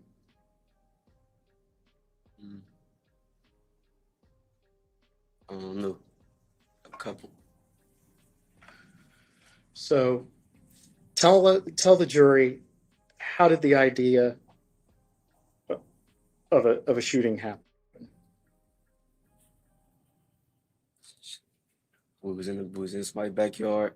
We was all smoking. And must slow down a little bit. Who's we? Me, Corey, him, Maurice, and Larry. Okay. And what happened? We was all smoking. He said that somebody got some money in their head and we just need a gun. That's what Brice said? We need a gun. And just to spell it out, what does that mean? They have a price on their head and we just need a gun. Somebody, we get paid to kill somebody. We just need a gun. Now, at this time, do you know approximately how old Rambo was? Was he older than you guys? Yeah, he's way older than us. I'm sorry? He's way older than us. Yeah. Was he bigger than you all? Yes. Was he the one that was coming up with the ideas? Yeah. So how old Judge, were, objection, that calls for speculation. I'll allow it. Overruled. how old were Maurice and Larry then? Do you know? Like 15, around my age. Okay. So when he first proposes this idea to you all, do you think he was serious? Mm-hmm. When did you decide that he was serious? The night we actually did it. Okay. I'm sorry, I couldn't hear that. When what? The night we actually did it. Thank you. So how was a gun acquired? Corey bought the gun. And when Corey bought the gun, did he know what did everybody know what the purpose for the gun was, or was it just a coincidence? Everybody knew what it was for. All right. Had you ever done anything like this before? Mm-hmm. Were you nervous about it? Well, what was your feeling about this? I wish I wanted to get paid, but then I'm on the fence. It could have went either way, either or. At that time, what did you think would have happened if you would have backed out? Did you think about that? Okay. So, Judge, was there a response to that question? You nodded your head no, correct? so let's get to the day in May. You all get together. How did you first get in touch with the group that day? We had like me and Corey. He had went over his grandmother's house. While my Maurice and Larry, they was at home. So then when we was gonna get dropped back off of Maurice and Larry's house, they was already gone. Okay. How did you get around in those days? Yeah. We used to walk, we used to catch rides, people used to drop us off, bikes, everything. And at that time, did Rambo have a car? Yeah. Did you have a car? I ain't have a car of my own. So who was it that drove you around that night? Q. Q. And how do you know Q? Q. I'm sorry to cut it off. I know the audio is not the best. I am taking notes so we can recap when this is over. I apologize. I don't know if Court TV or Law and Crime is actually there or if this is Zoom. I'm not sure. Also, he's not speaking into the mic. I noticed that he stutters a lot, so I don't know if he's nervous or if he has like, I don't know what's going on, but I'm a recap. I am taking notes. So, and then Debbie, what you talking about? Debbie, I'll talk to you when I get done. Q's Corey cousin. So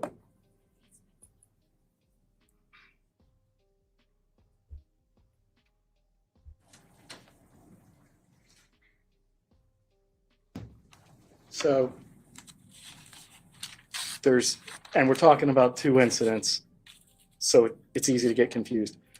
Talking about the first incident, there was a night where you had a truck, the night of the hit, right? Yes, yeah. I had stole a truck. And that was that in order to carry this out, or you were just driving a stolen truck at the time? I just had a stolen truck. Okay. So what was the plan for that night? That night we were supposed to we was in the backyard again. And you feel me? We all linked up. And you feel me? We went from the south to the west. You feel me? And how did you all know where to go? I was just following behind. Okay. So you're following a car. What's the car that you're following? It's a light blue Mazda, I think. Okay. And who was in that car? Larry, Maurice, Brice, and Corey. And where was everybody seated in the car? Maurice was driving. Larry in the passenger seat. Brice in the behind Maurice, and Corey on the other side. And who had the gun? Brice. And who knew who the target was? Judge, speculate. Call for Right. speculation. I'm going to sustain that. How did you all know where to go? Shit, I was just following behind.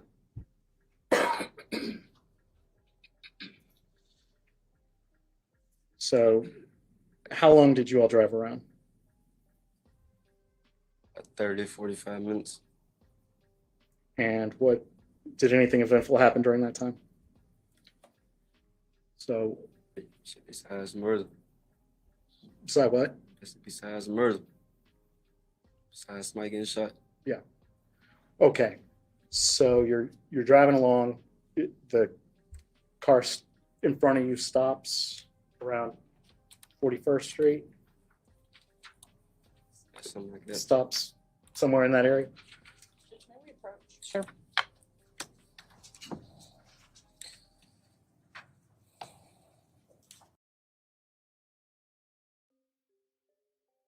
All right, they're taking a quick sidebar. So basically, his name is Anwan. That's the guy that got the plea deal for the 10 years and he was trying to get the probation and whatnot.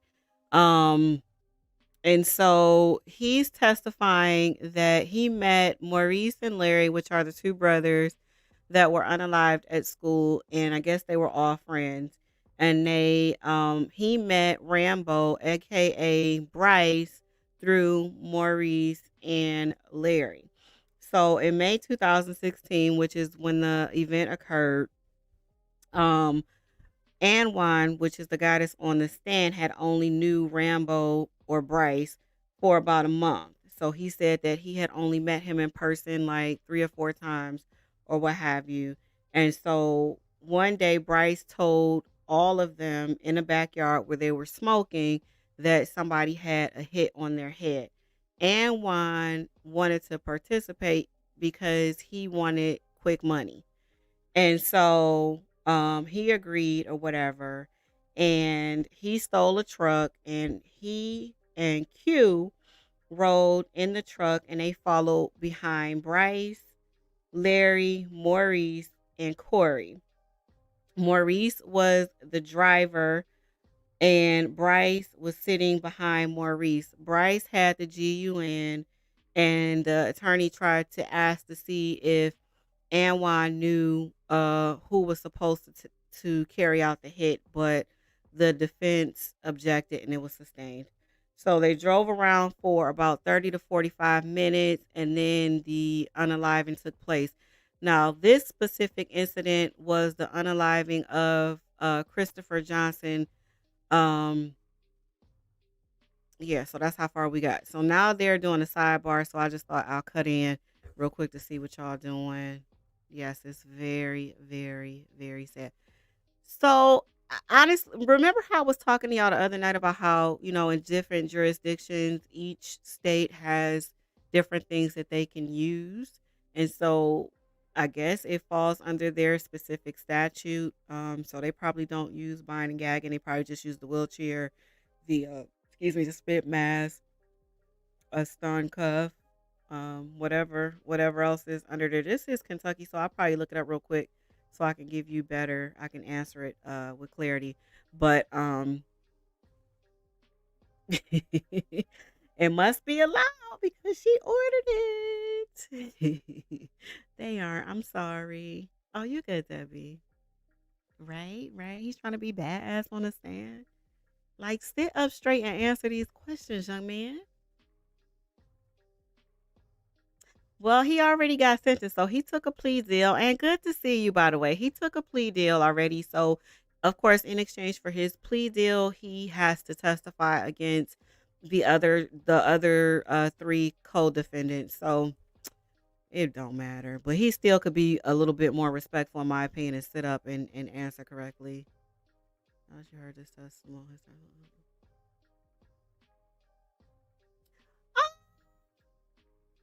Yeah, yeah.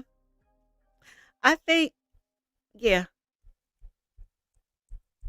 I do. And I know y'all probably like, girl, shut up, you crazy. I think he's trying to play badass in front of Bryce. I do.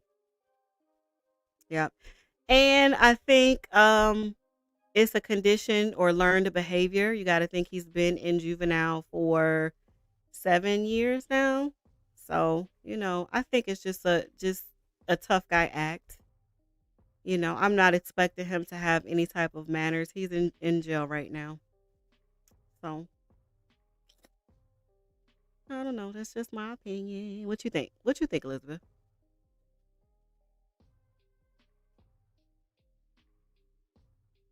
Right, right. Oh, yes, that pissed me off. This mother's grieving. She's upset and she has every right to be. And, I don't think that it's wrong for her to have an outburst. You can tell me don't do that, but don't, like I said, admonish me in front of the court and tell me you're going to send me out. Or furthermore, tell me that I can't sit in here because of my emotions boiling over when he's antagonizing me. I don't know. All right, let's go back.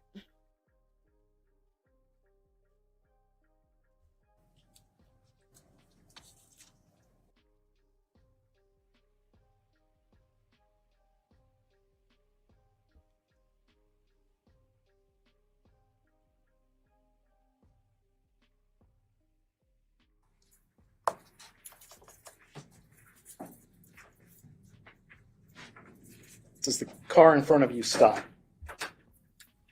Yeah, stop at the end of the block. And what happens? I heard somebody say, "You got the street, bitch." And You got I'm what? sorry, but we got to have you Yes. enunciate clearly so everybody can hear. What was it that happened? And I heard somebody say, "You got the street, bitch," Oh, okay. and the shot went off. Who was the somebody that said that? Bryce. Could you see Bryce at that time? I didn't see him, but I knew where he was positioned at. Sorry, please repeat. I didn't see him, but I knew where he was positioned at. And you heard or saw the gun go off? Saw it. Was it inside of the car or outside of the car? It's like his arm was dangling out the car. And who was he shooting at? Somebody in the street. Had you ever seen that person before? No. Did you know anything about that person? No. Did that person talk or engage anybody? That I know of. Was he facing the car or facing away from the car? Facing the car. And after the gunshot, what happened? Shit, we peeled off. Then we had like 5 to 8 houses down, and he shot at somebody's house. See, he shot the gun more. Yeah. And what did you do? Just driving. You just continued to follow? And where did you go that night? Went back to Maurice and Larry's house. Was everybody at Maurice and Larry's? Hmm. What'd you all talk about? And? Do people talk about the shooting? No. Why not? That ain't how I talk. That ain't how I get my problems up. That ain't how I express my problems. So you don't talk about stuff like that after it happens? Just let it go. Why do you not talk about it? Just let it go. Did you expect to get something as a result of participating in this? Yeah, I wanted some money. And how was that supposed to happen? So you're supposed to break us off. And who was supposed to break it off? Right. How was that going to happen? We didn't get that far. I just knew he's supposed to break us off. Supposed to get the gun. He's supposed to break us off. And when you say break us off, you mean share the money? Share the money. Come on up.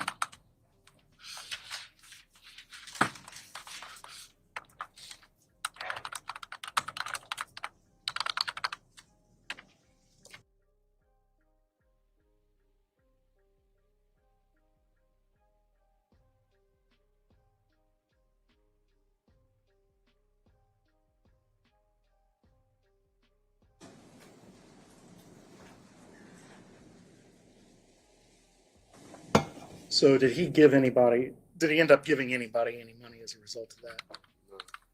And how do people feel about that? How did you feel about that? I didn't really care. You didn't care that you didn't get paid? So I didn't think he got paid. So. Were other people upset about not getting paid?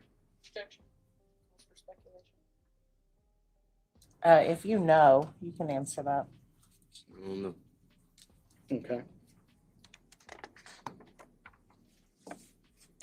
What did you end up doing with did you do anything with your truck that night? We burned it. And why did you burn it? He said in case it was on like camera or something. And who's he? Right. And so how did you burn the truck? We put gas in it. Then on fire.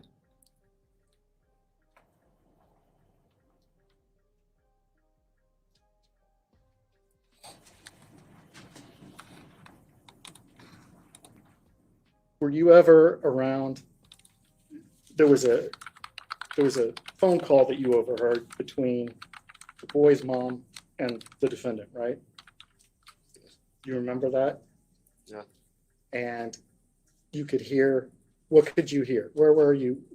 Objection, hearsay. What was the question? I'm asking where he was when he overheard this phone call. What did you overhear?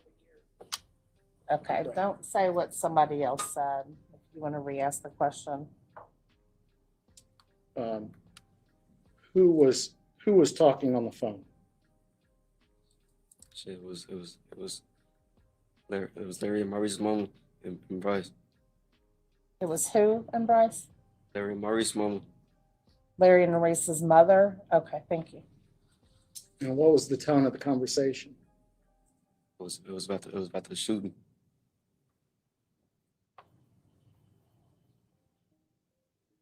And when did this conversation happen? Whenever Maurice had told her about it. Was she angry? Objection. You don't want to come up?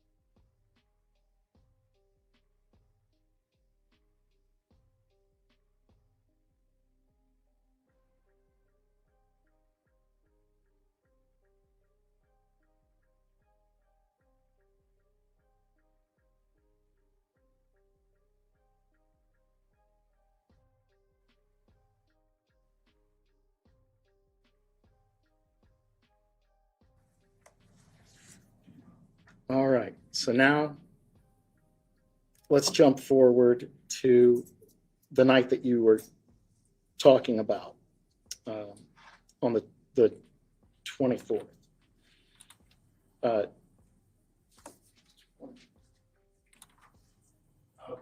So on the 21st, late night, how are you traveling around that night? The truck's been burnt. How are you traveling around? Getting dropped off. Okay, and so who was dropping you off? On the 21st, I don't remember. Okay. Earlier, when we were confused about which night we were talking about, you said that Q was driving you around. Yeah. So that's the night that we're talking about. Okay, yeah, Q dropped me off. Okay. So Q is dropping you off. Who's with you? Me and Corey. And where does Q drop you off? Drop us off over his house. At Brice Rhodes' house. Had you been anywhere together before his house? Yeah. Where'd you go to? First, when Maurice and Larry's house, they was already gone. How did you know they were gone? We walked in the house. And they was already gone. they weren't there. So we called him Okay. So where'd you guys get dropped off at? over his house. Over at his house? Had you been to his house before? Yeah. Who else? What time of day or night is it? It's nighttime. Nighttime. Who's at the house? It's what? Larry, Maurice, me, Corey, him, and like 3 other people. All right. Who are the other folks that are there?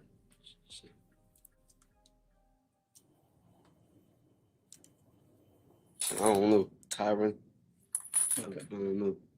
Had you've explained the people that you know that were there. Had you met Tyron before? For that night. Just then. And there was another person there that you didn't know? Yeah. And you don't know who they are now? Is that what you're saying? Yeah. Okay. So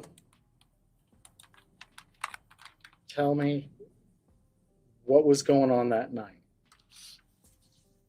We was all smoking, drinking.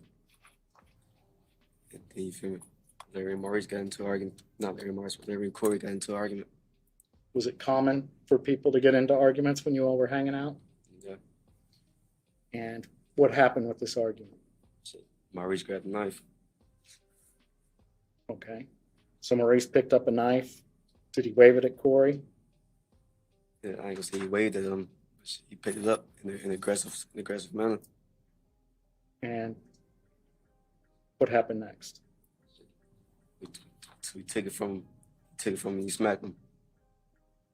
You say he, do you mean Brice Rhodes? Brice took it from him, he smacked him. How did he take a knife from him? He went to do that with the knife anyways. And what, can you describe the knife? It was like a big combat knife. And what did Brice do after he took the knife? He's like, he gonna violate him. Okay. Brice is going to violate Maurice. And can you explain in general terms, what does it mean to violate somebody? What's that term mean? It really means like inflict pain. Like he could have just hit him in the chest. He could have did a range of things. It's like a disciplining of the person. Yeah. So did that alarm Maurice? How did Maurice respond? He was gonna go with it. He thought it was just gonna be a punch in the chest. And why would he go along with it? That's his big homie. I'm sorry? That's his big homie. Oh. So is there a time where you... I just want to make sure I'm understood. Did you say because he's May we big? approach? Yes.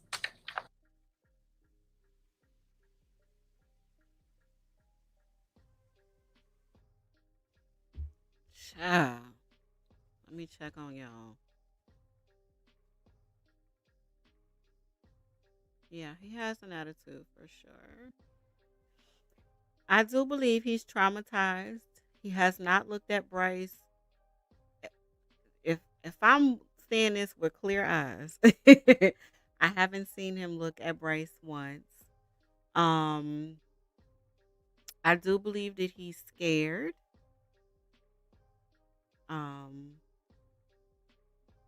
yeah, I believe he's scared.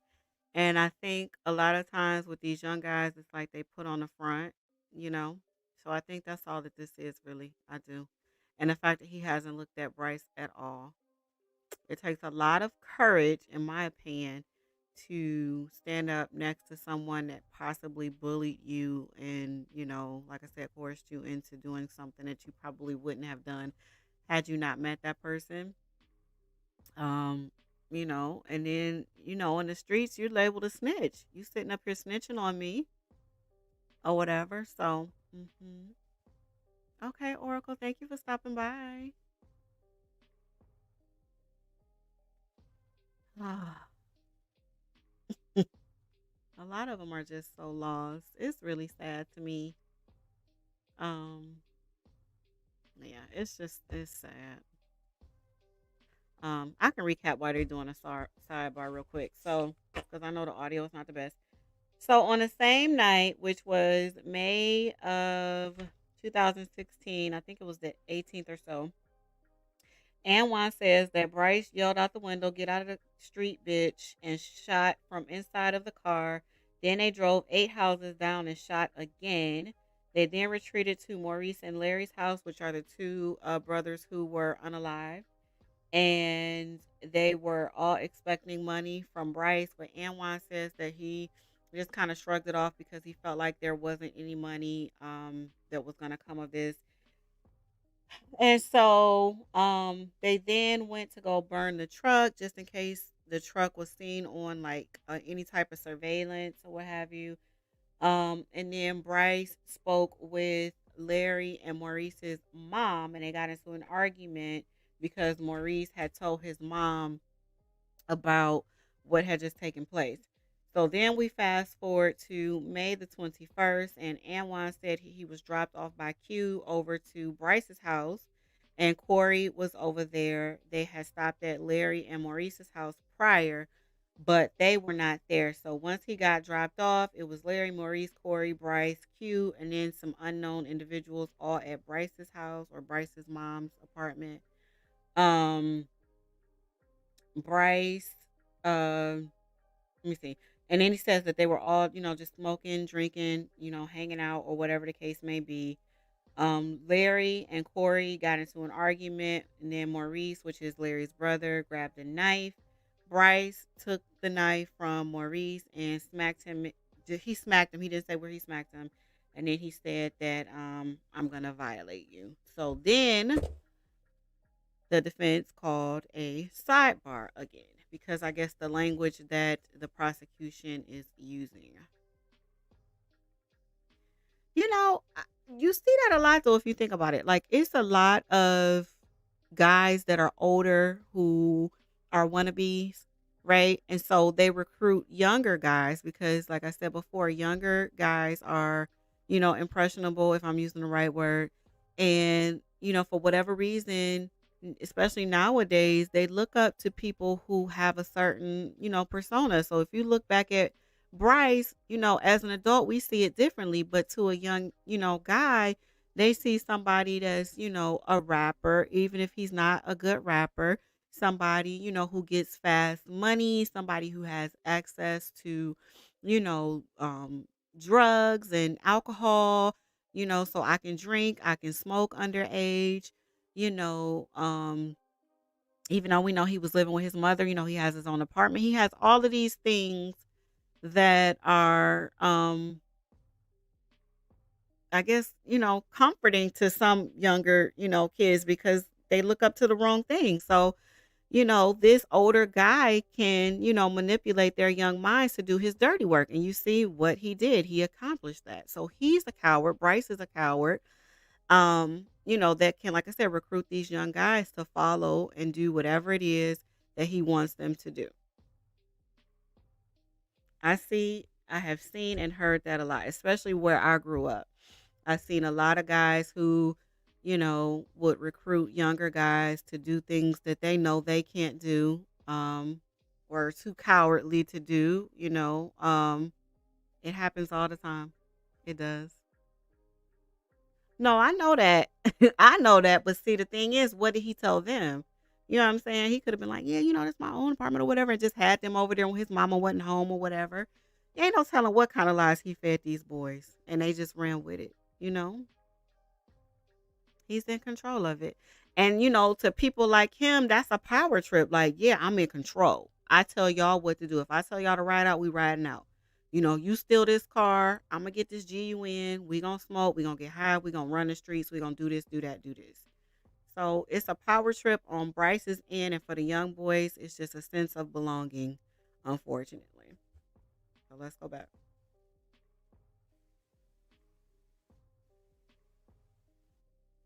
All right. So is there a time where people in the house separate from Maurice? Yeah. We put both of them in the bathroom and we took a vote. Both who? Larry and Maurice. They're in the bathroom. And where are you guys? Living room. And what happens in the living room? We took a vote. What's this vote on? If they should die or not. If they should die or not? Who's calling the vote? Brice. What was your vote? I'm the one who said no. I said yeah. And did your vote win? Did your vote win?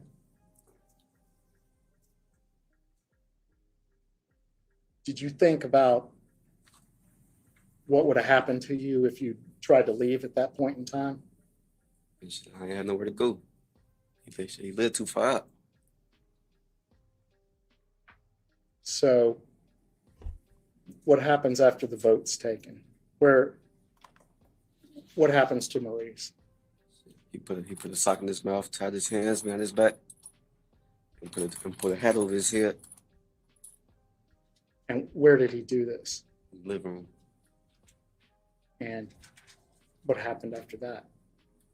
He started hitting him in the chest at first. With an item, with his fist? How was he hitting him? We hit him in the chest with a fist first, hit him like 3-4 times. And then Tyron passed him the knife. Then he started stabbing him. So Tyrion handed him the knife. Was he making a noise? He couldn't. He had the sock in his mouth. Was he trying to make noise? Yeah. How many times did Brice Rhodes stab him? So, no. Where did he stab him? The torso, out up here. Was he standing up or was he on his knees? He was on his knees. And he stabbed him in the chest? Chest, stomach, around there in the gym area. In the what area? In his chest, in his stomach, on his torso. Did he stab him other places? No. How long did this go on for?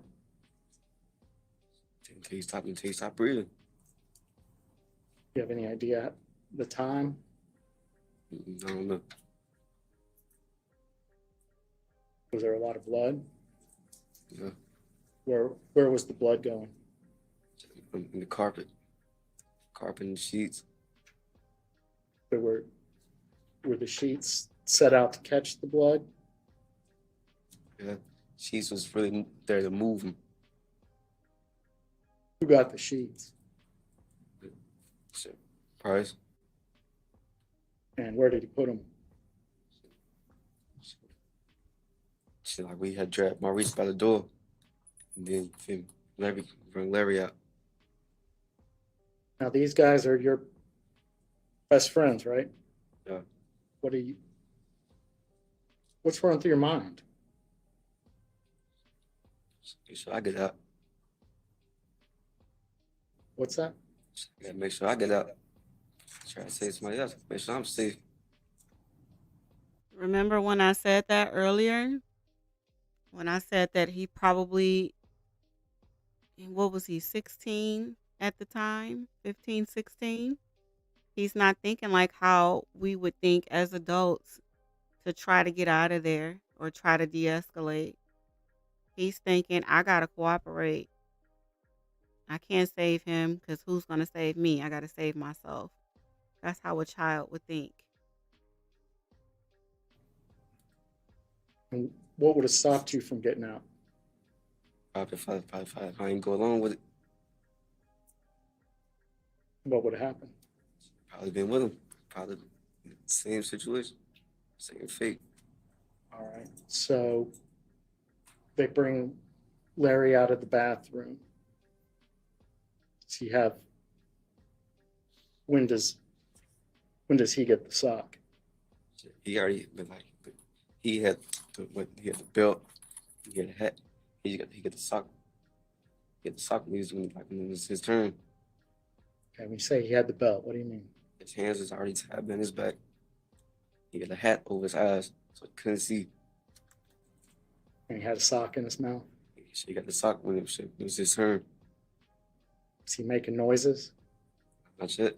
He started making noises when he started getting stabbed.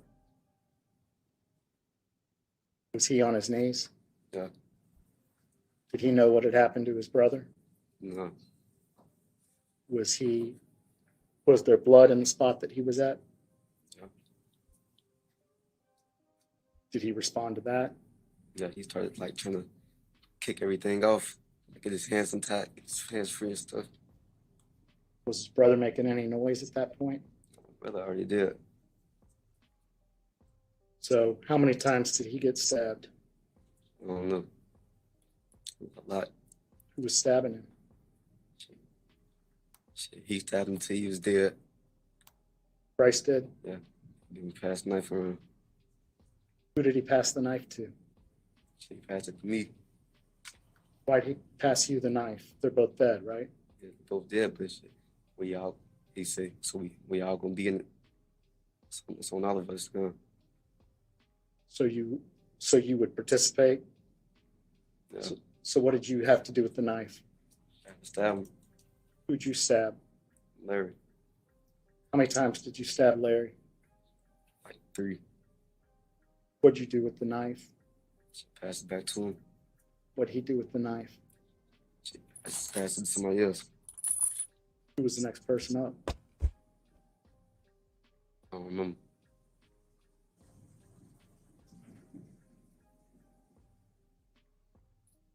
Where was Jacory? Corey was right there with him. Corey's in there. Was Jacory handed the knife? Yeah. Before or after they were both dead? After. Do you know what he did with the knife? He stabbed him a few times. Who did he stab? Larry.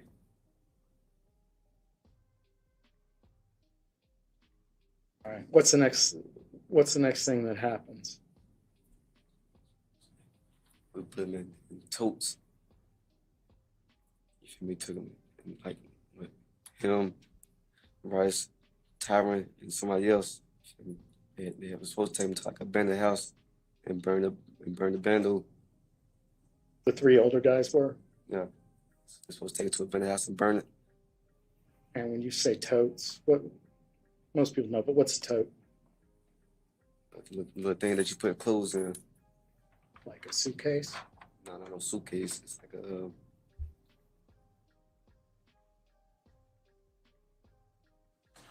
like little things that you put the like Christmas stuff in. Like a bin? Yeah, bin. So the bodies got put in a bin. The plan is the 3 of them are going to go get rid of the bodies. Do you help carry the bin? How did the bins get down? We all helped take it to the car. And which car was it you took them to? To Sky Blue Mazda. And did you help load the bins into the car? Yeah. Did you see the inside of the car? Yeah. Do you remember? Was it a normal looking car? It was a regular car.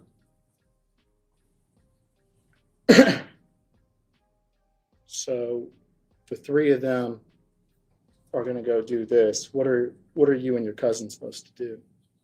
Sit back, clean the blood up, scrape the blood out the car.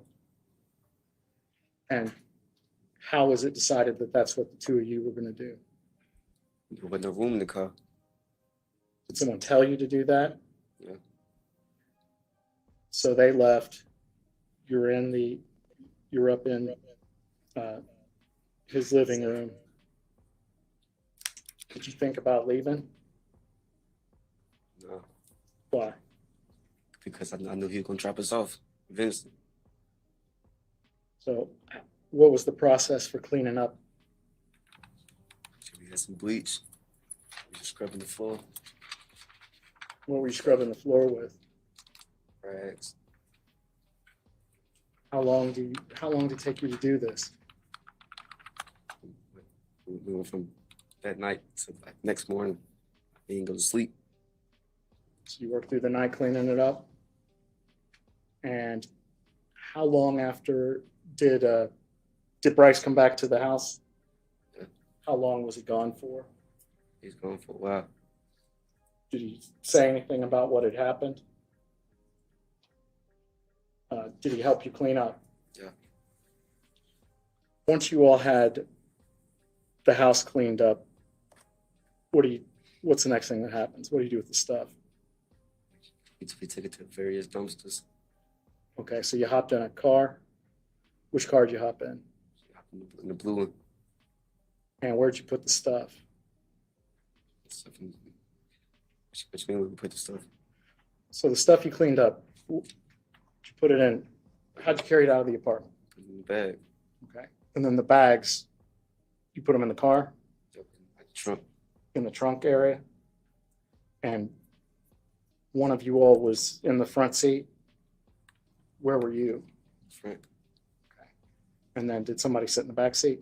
Cord. So where'd you go in the car? And who's driving the car? Brice for driving the car. All right. And where do you go to? We went to like different dumpsters and set the dumpsters on fire. Why different dumpsters? Just to spread the evidence. So it seemed like spreading the evidence was a good idea at the time. I was just in the car. So did you end up, so stuff gets dropped off, it gets burnt. How was the stuff set on fire? We put some gas in the dumpster and then on fire. And then drove off? Where'd you go that night? I went to Park Hill. And what was going on in Park Hill? Where'd you go? Shopping train. I'm sorry? Yeah, so it was over. So I was trying to trade shoes. Okay.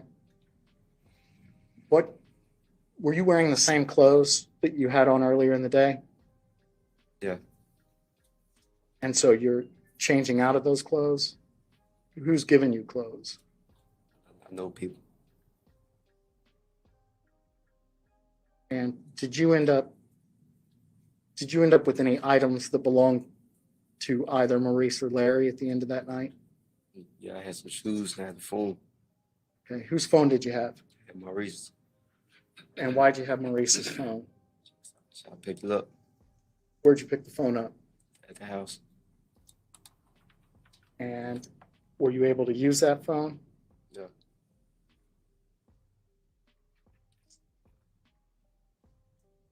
What time was it when you were done for the night, when you were back?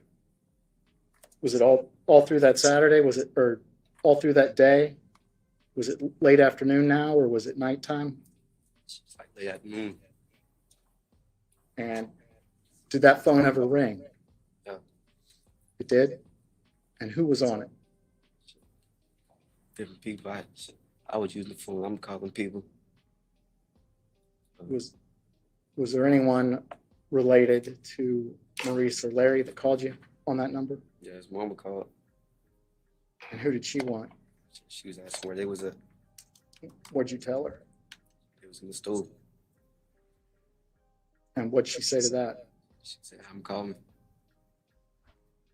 Were you worried about what she was going to think at that point? So what'd you do with the phone? She kept using it. And then later on that day, did you get a visit from somebody? Yeah, U.S. Marshals. And what happened? She got booked. They took me in for questioning. What were you thinking when that happened? Just panicking. And had you not thought about the phone might be traceable?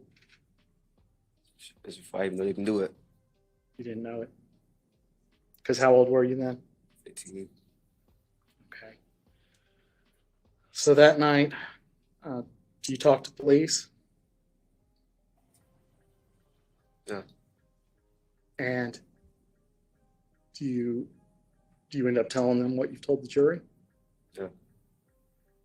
And do you have a plea agreement with the police that night, or is that something that happens later? Later. So you told what happened before you had any sort of deal? Yeah.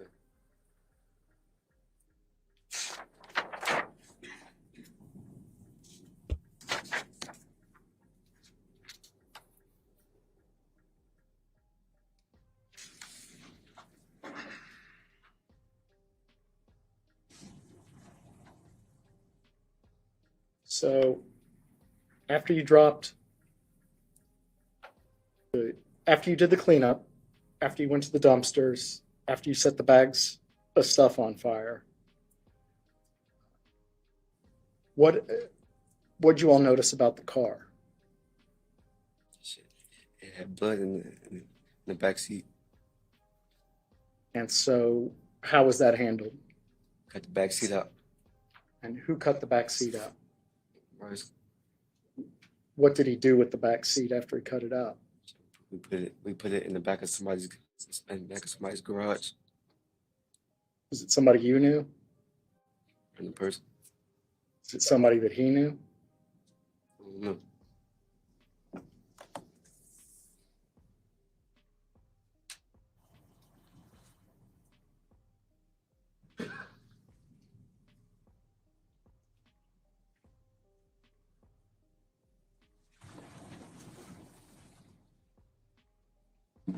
I don't. Mm.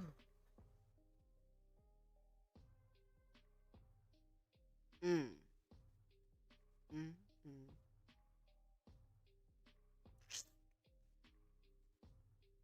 Hey, Monica.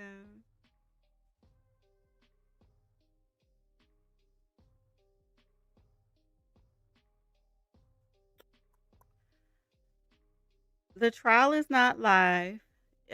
This testimony took place yesterday.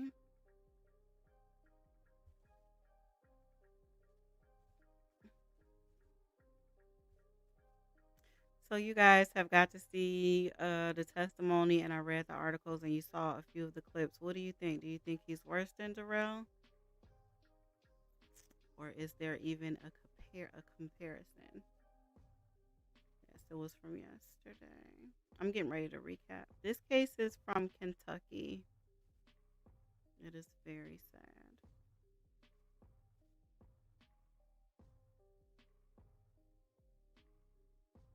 So the defense is the one that can ask the leading questions, not the prosecution. Mm-hmm. Mm-hmm. Mm-hmm.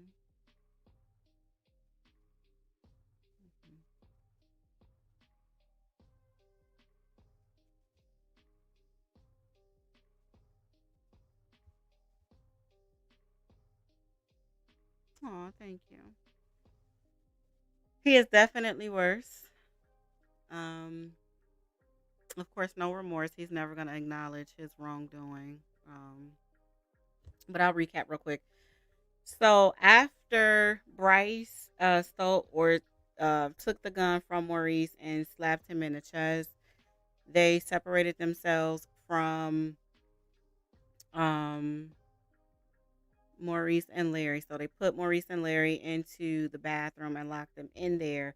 While they were locked in there, Q and Corey, Brice, and Juan, or whoever else, voted to unalive Maurice and Larry. Okay.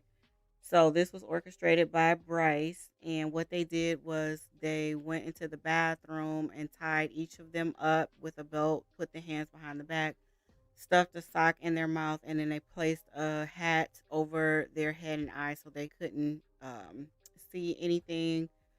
And so Anwan says that Brice hit Maurice in the chest a couple of times, and then he got a knife and you know what in his chest and his torso.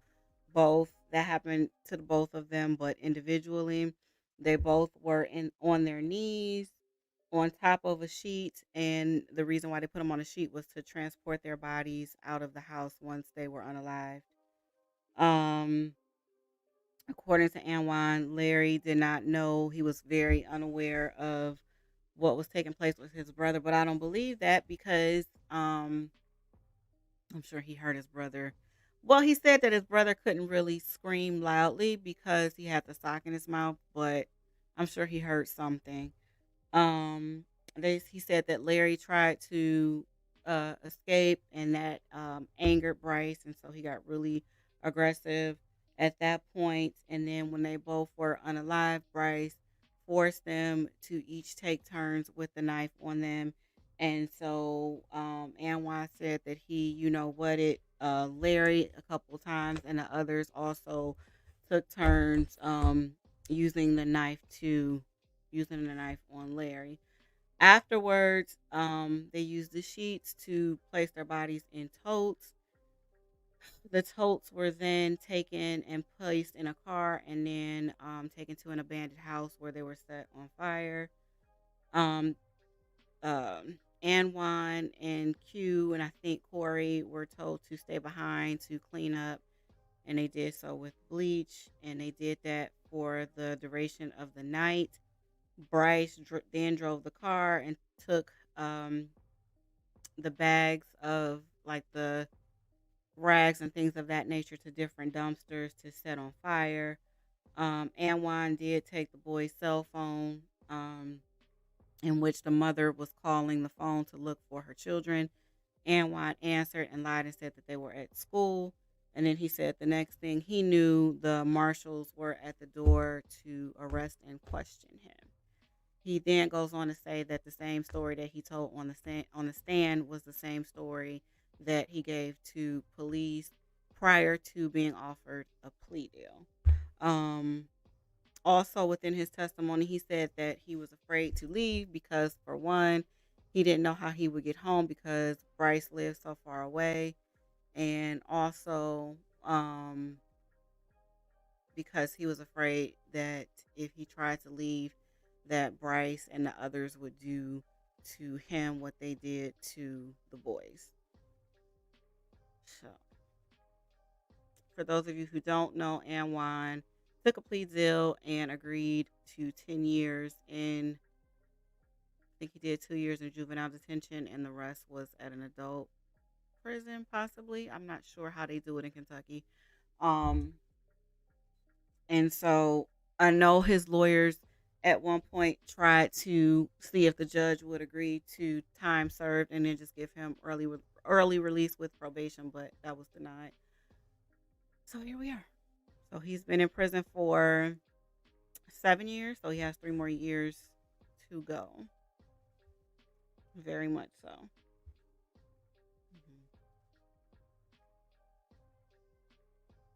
Brice is a punk that got some children to do his dirty work. And once they did, then he did what he wanted to do.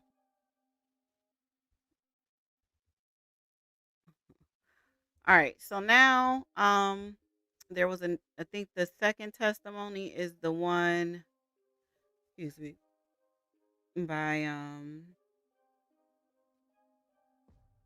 I think this is the other co-defendant who took a plea. And I don't know which video is first.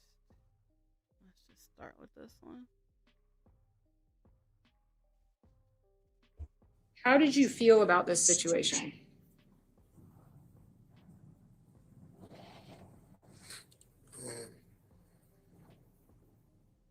I was young. He talking low too. I just went along with it, to be honest with you. We all did. You know what I'm saying? Story. We just. I'm sorry, what was the last thing? We just went along with it. Did Mr. Rhodes, to your knowledge, did he ever show up with money from this price on the head business? No, no. After the shooting, what did you all do?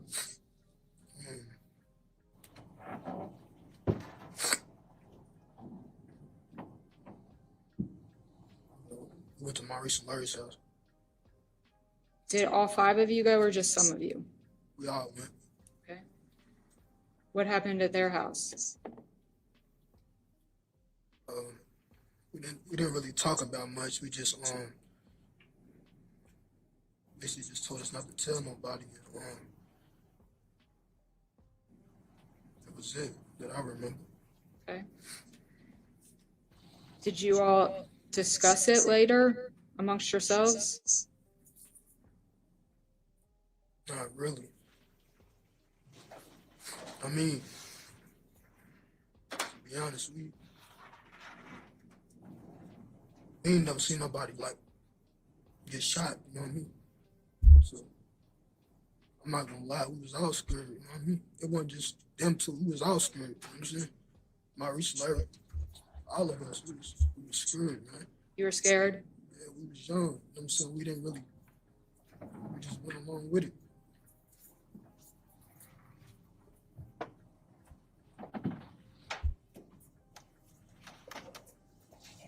Did you all, any of you,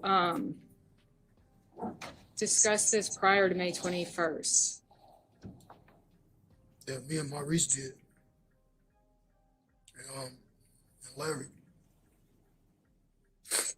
He told me he wasn't messing with Brice anymore because of the situation. Judge, I'm gonna object to this. Did Brice Rhodes say anything? Okay. Did he say anything about Larry and Maurice?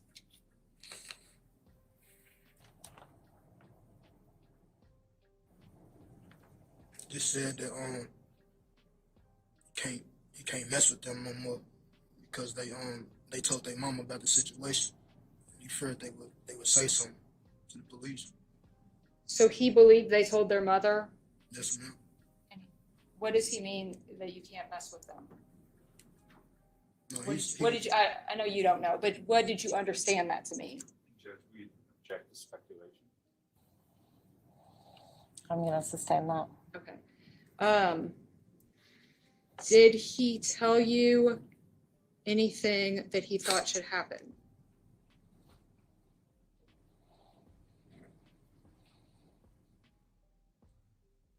He feared they would tell him, so he was saying we can't mess with them no more. Yeah, get him back for telling him. Yes, I remember. Get him back for telling? Yes, ma'am. Did he say anything more specific? Not really, not that I remember. Do you remember talking to Detective Tonelli about this? Yes, ma'am. Do you think if you saw a transcript of your conversation that might help refresh your memory? Yes, ma'am.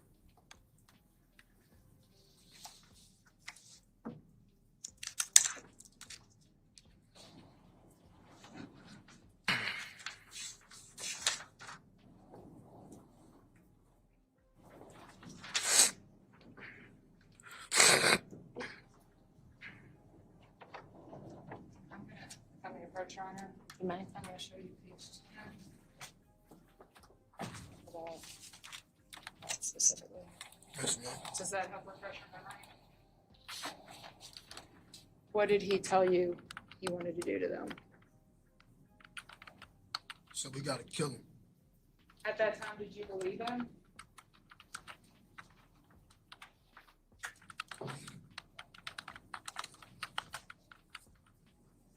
Shocked. I mean, I didn't know what to believe, to be honest, because of the Chris situation. I didn't really know.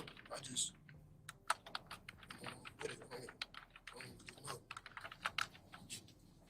Where were you when he said this? As I remember, it was just we was in the car one day. I don't remember what day. I don't remember what day. I just remember we was in the car and he was telling me this. Because Maurice was scared, you know what I'm saying? Like he was scared that he was gonna tell or whatever, so he was telling me that. Judge, it's difficult for me to hear the answer, but I believe it's a mix of hearsay and non-hearsay. So we object to the hearsay part. Sustain. Let's move on to, well, in this time period, Were there days when you saw Maurice and Larry?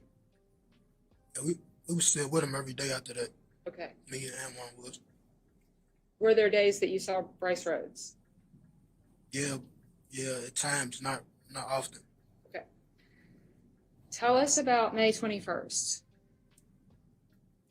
which I believe would have been that Saturday. I remember riding around with my cousin, Q. Me and Anwan was riding around with Q that day. So Q is the nickname of your another cousin? That's my cousin. So Q and Anwan and you were in a car? Yes, ma'am. What were you all doing? Just riding around. Females. Q had a girlfriend. We were just riding around. I was calling Maurice and he was calling Larry because we was trying to go back to their house that day. And just kept calling and stuff like that because we usually we'll go out, we'll be out that day, and like at the time I really didn't have nowhere to go. You know what I'm saying? So Where were you living then? house to house. House to house? Different friends' house. What was going on with your? Did you typically live with your mom or your dad? I had issues with my family. Okay. So did you? How long had it? Well, when you were really little, did you live with your mom or your dad or both? My mom, for the most part. My dad got killed. At that time, were you living with your mom? Yeah, I was living with my mom off and on. That's the reason why I was bouncing from house to house, because I didn't know where to stay at the time. Okay. Okay, so you had a cousin Q who was driving you around that day with Anwan. Was he also Anwan's cousin, or was it the other side of the family? Q didn't really look at him as a cousin, but you could say that because Antoine, which is Anwan's brother, is Q's cousin too. That's my mom's sister. Okay. So we was all cousins anyway. So do Anwan and Antoine have different moms or dads? They got different moms, same dad. Okay. So Antoine was your all's cousin and he was Anwan's brother. Mm-hmm. So you are related to Anwan through that? Mm-hmm. Okay, got it. So you're riding around with Q. What happens? Calling, I was calling Reese, calling him back to back, trying to see, we was trying to go over there at night. Something, as I remember, I said that,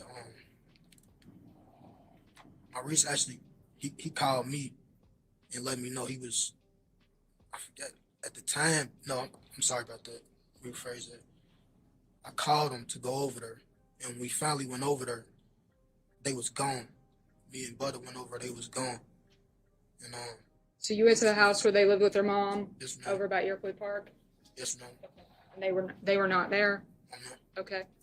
I was confused because, he told me, after Maurice telling me that he wasn't hanging with him no more, fooling with Brice no more, I was confused of why he was still with him and why they was still, with Brice after the situation with Chris. So I went there to spend the night, me and Butter did, and we got there, their cousin answered the door, and they wasn't there. They wasn't there that night. When we left, we kept calling Maurice's cell phone. I called Brice's cell phone. I was like, "Where Maurice and Larry at?" And he said that they right here and stuff like that. And Maurice was in the background and Larry's in the background partying. There's people over there. I just thought everything was fine at that point. I didn't really think nothing, like, back when you asked me, like, was he serious? You know what I'm saying? Like, about doing that to them. I mean, at that point, I didn't think he was serious no more. You know what I'm saying? Like, I didn't really think nothing of it. I thought he was just gonna let him live. We was all gonna be cool. Stuff like that. I didn't really think he was really gonna do that. I thought we was gonna party, so I insisted on going anyway. Even though Q and Anwan told me not to go, I insisted because I ain't had nowhere to go. Q and Anwan really could have went to their family. Me, I just wanted somewhere to stay at night. I ain't really wasn't thinking about hurting nobody or nothing like that. We wasn't thinking like that. And one didn't want to go. My cousin didn't want me to go, but I insisted on going anyway. So you went to get someplace to stay? Yes, ma'am. So we went to Brice's apartment that night. My cousin Q dropped me off. He dropped me and one off. Why didn't Q go? Q didn't want me to go anyway. Q didn't really fool. He didn't really fool with too much with Brice anyway. He didn't want me around him, so that's why he didn't really want me to go. And, we went that day. As I remember, it was people in the house. I believe a female and two guys, a female and a guy, as I remember. So and they was drinking. Everything was cool at that point. You know what I'm saying? Everybody was just in the house, you know, chilling. You know, I remember two other people being there, and I never seen them before. Mia, M1. Never seen them before. Were Maurice and Larry there when you got there? Yes, ma'am. Okay. So it was Maurice, tell me if I get this right, Maurice, Larry, Brice Rhodes, a female, and two dudes you'd never seen before? Okay. And so at first everything's cool? Yes, ma'am. Okay. How long did everything stay cool?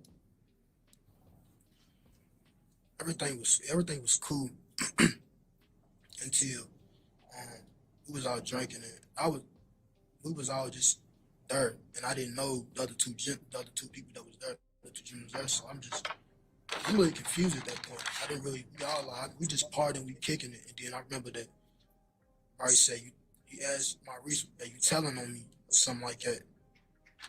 "Are you telling on me? Are you telling on me?" or something like that. Something like that. I just remember that part, something like that. He was asking questions and stuff like that. And Maurice had said something to me, and we was kind of arguing. We got into a dispute. And as I remember, that was before Brice had asked him, "Are you telling on me?" It had nothing to do about, you know, the situation. Me and Maurice just got into a dispute over the fact, like, we was all drinking, we was partying and stuff like that, and stuff kind of, you know what I'm saying? So, he asked him, like, "Are you telling on me?" And he kind of denied it, like, "Nah, I ain't doing that," stuff like that. At that point, he said we gotta violate him and stuff like that. I didn't understand. He just wanted, like, he just said violate him. And then, as I remember, before that, I just remember Maurice picked up a knife on me or whatever, and Brice had grabbed the knife from Maurice, and that's when he hit him. You know what I'm saying? He hit him. So he hit who? He hit Maurice. And who is the one doing the hitting? He hit Maurice because he picked up a knife on me. But I'm sorry, just to be clear, who hit Maurice? Brice. Okay. Was the female still present at this point? Female? Nah, everybody left. The female left because it was too many dudes there. As I recall, like, it was too many dudes at that point, so she left, and the other two people stayed, and Butter was there, and Maurice and Larry was there. But after that, he kind of, like, he didn't really go at me with the knife. He did, but he didn't. It was aggressive, so he hit him. Brice hit Maurice and made him put the knife. He grabbed the knife from him, and that's when he insisted on doing what he did. Okay, so everything's cool. You and just tell me if I'm getting this timeline right. You and Maurice kind of get into a little argument. Yes, ma'am. I mean, did you think it was a serious argument? We've been into it before, and next day we right back. Right back good. So I didn't think nothing of it. We didn't think to do it in that, no matter. Okay. Make it that serious to even, you know what I'm saying? So when he pulled the knife, were you scared? At that point, we all confused, you know what I'm saying? No, I meant when Maurice pulled the knife. I remember lunching, like, Pardon? I remember jumping back, like lunging back, like, you know what I'm saying? And so at that point, Maurice pulls the knife, Mr. Rhodes takes the knife. Yes, ma'am. And when you said he hit him, was it a slap or a punch? Or what? Describe it however you remember it. I don't remember. I know it was either slap or a punch. I just know he hit him, and he took the knife from him. Where were you all in the apartment? He was in the living room. And was everybody standing, sitting? So, we was standing at that point. Everybody was standing around. Okay, so after the punch or hit, I'll say hit, is all this happening before or after he started talking about the violating? I just know that he said we gotta violate him or something, violate them or violate him And is that after he hit him? after he hit him because he. I'm just trying to get the timing, I'm sorry. Yes, ma'am. Okay, so he says, so is that like disciplining? Yes, violate whatever he was planning on doing. Violate somebody. When he said that, what happened next? He told he said something about, he told me to Brice had told me to he said I want you to, he said I want you to violate him. I was scared, so I'm like, what you mean? He said it. He's like, I want you to punch him in his chest, and if you hit him in his face, I'm gonna hit you. He told me it's my reach. Then, I just remember he had me punching him. He said stop, or something like that, and he had I gotta tie him up. We gotta tie him up or something like that. As I remember, it's been a while, so I just remember certain detail like that. You know what I'm saying? That I can remember. But I just remember that he said we gotta tie him up, and tied him up, and pinned him down. And he stabbed Maurice, and Who stabbed Maurice? Brice did. Okay. Was Maurice tied up at that point? Yeah, he was tied up. What was used to tie him up? I don't really remember. I just remember that he was tied up. Okay, who did the tying? Brice did. And somebody else that was there. I don't really remember. I just know he was tied up, and he had a sock in his mouth, and he pinned him down, and he began stabbing. He made anyone stab him too. Where did you see where he was stabbing him? Man, stomach, chest, stuff like that. Do you know how many approximate times it was? It was a lot. I don't really remember. What was Maurice doing while this was going on?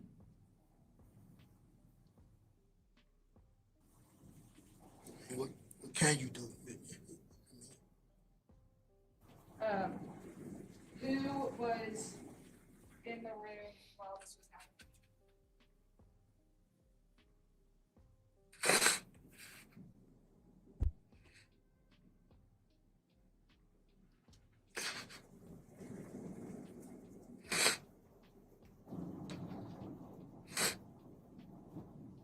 Yeah, it was me, Butter, Brice, two other people, and Maurice. He's pretty much fighting, fighting, trying to, he made Anwan stab him, and once Anwan stabbed him, he kind of moved him to the door. He just had me standing there. You were standing by the door? He, two other people that was in there, I didn't really know. They was already there when we got there, so I'm thinking that, you know what I'm saying? In my mind, I couldn't do nothing but stand there, worrying if somebody's gonna do something to us for, trying to interrupt anything. So he went to he kind of took Maurice to the door.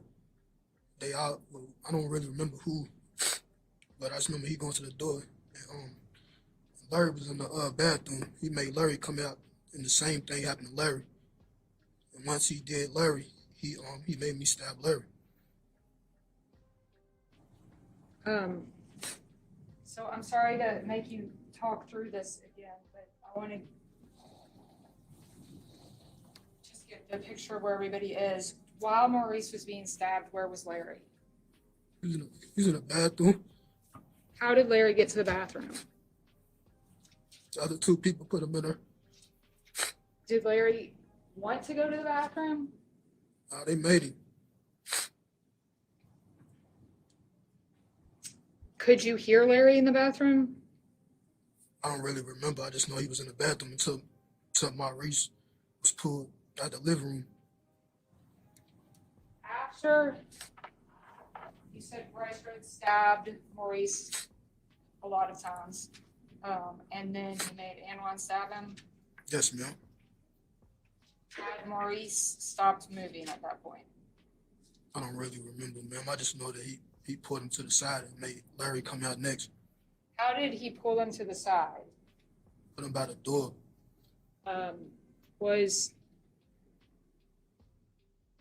Was Maurice walking, or was he down on the ground? He was down.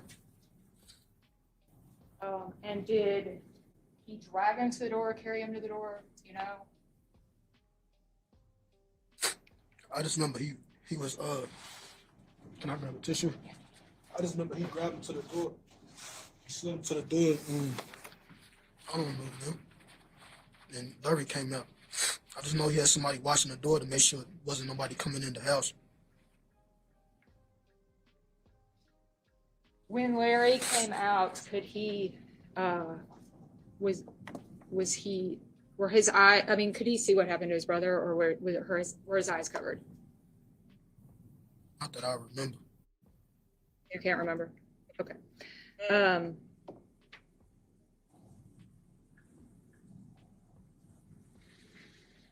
So let's walk through what happened to Larry. I'm sorry, but how did it start? Was he tied up? Same thing. I just remember that. I remember him trying to break free, and he pinned him down and began stabbing him. And then after he was down, he handed me the knife and made me stab him as well. How many times did Brice Rhodes stab Larry? I don't recall. I don't really remember. I just know that he stabbed him. To your knowledge, did he appear alive when you were stabbing him? No, ma'am. How many times did you stab him? Just once or twice. After the fact that Did Brice Rhodes say anything about why he was making you stab Larry? I mean, not really. I just know once we was in it. There was no, we involved pretty much. We there. We just, so we just as guilty as we there. Couldn't do nothing though. I mean, I was scared. So it was all scared. I don't know. I just know. Couldn't really say.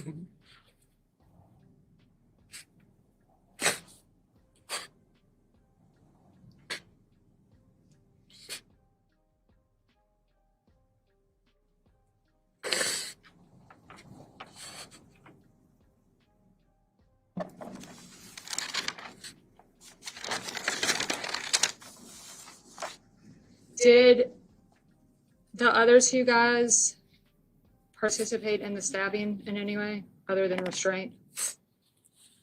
Yeah, after the fact they was already down, he made them stab him as well.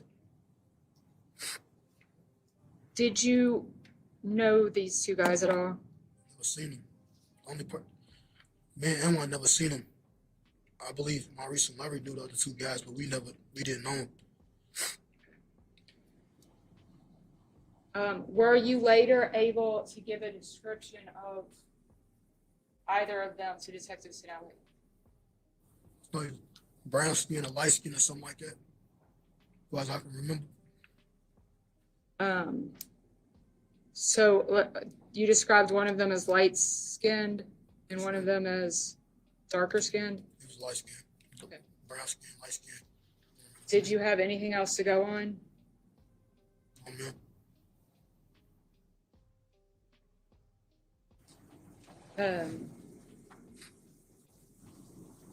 After Larry was down, what happened to his body?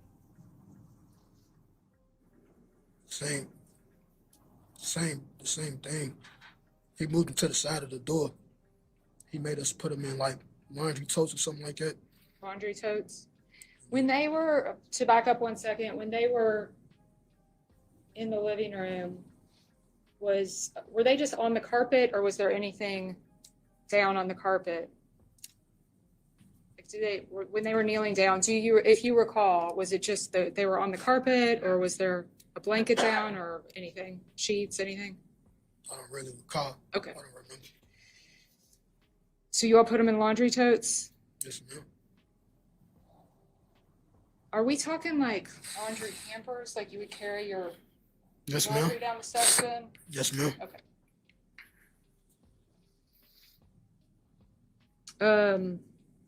All right, they're in laundry totes. Now what happens? He made, I just remember, he made us carry, he made all of us carry him to the car. And which car was that? The blue Mazda. Did you all put them in the Mazda? Yes, ma'am. Where did the bodies go? Oh, like what part of the car? It was either the back seat or it was the trunk. I don't really remember. I just know that he took the blue Mazda. Okay. Did you all get in the car after that? No, me and Anwar actually stayed back. He told us don't go nowhere. He made us clean up. How did you clean up? I just told Anwar, we gotta pretty much like gotta get out of here. And we gotta use bleach. We gotta use bleach to get this up. We just cleaned it. We cleaned it up with bleach.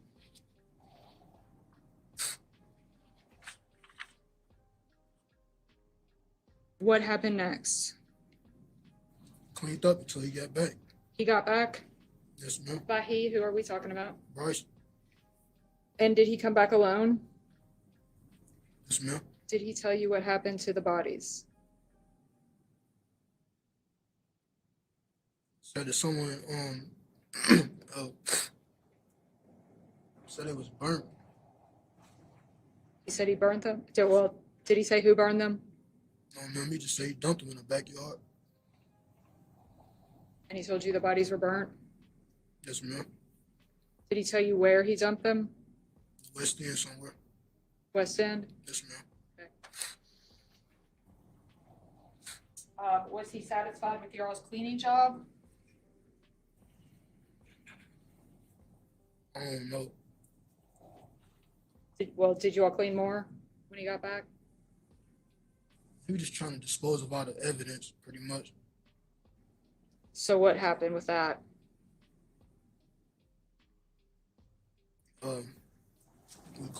He made me and one clean the blood. When he got back, he was disposing of evidence. So, What type of evidence? could have been clothes. It could have been, you said sheets. I don't really recall. I just know it was evidence. And was it stuff with blood on it? Yes, ma'am. What did you all do with that stuff? It was took to a dumpster and they burnt the stuff up. Okay. Why didn't you and Anwan just leave during the night? You said, why didn't we? Why didn't you?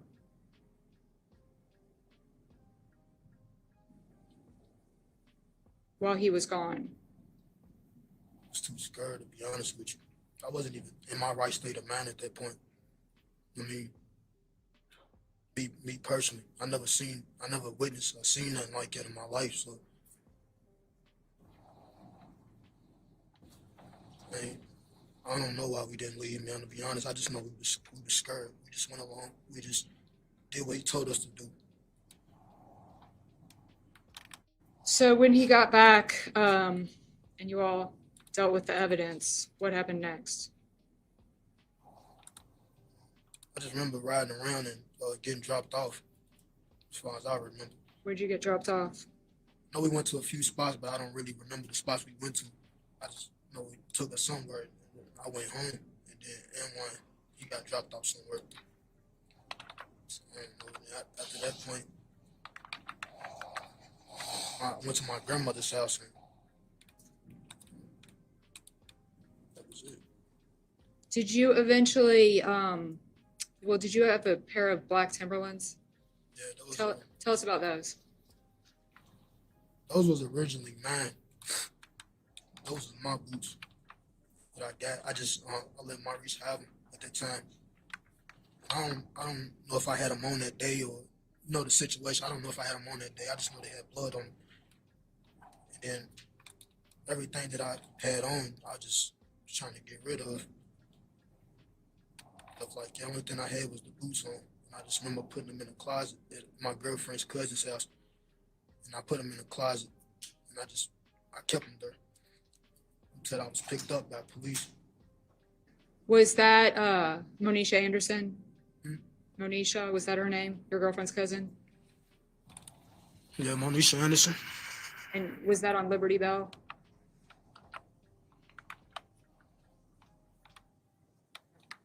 Yes, ma'am.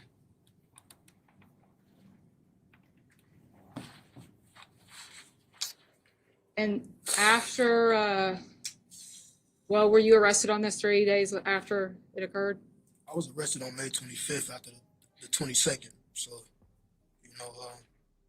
I was arrested. And I knew they was coming for me, obviously. They already arrested Brice and Anwan, so I knew they was coming for me. And that day, did you talk to Detective Tonelli? Yes, ma'am. Did you tell him what you just told the jury on May 25th? Around that time, everything, my first testimony, my first statement, I didn't. What sort of statement did you give at that time?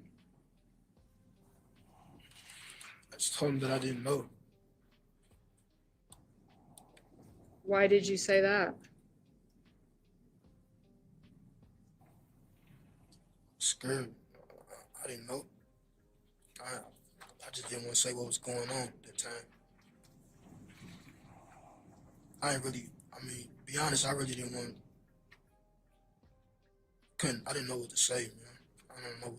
I just didn't tell him everything. I just remember saying certain things. I didn't really tell him everything that was going on in the situation. Later on, did you give a different statement? Yes, ma'am, I did. And what had changed at that point? Everything I just said, pretty much, in the first one.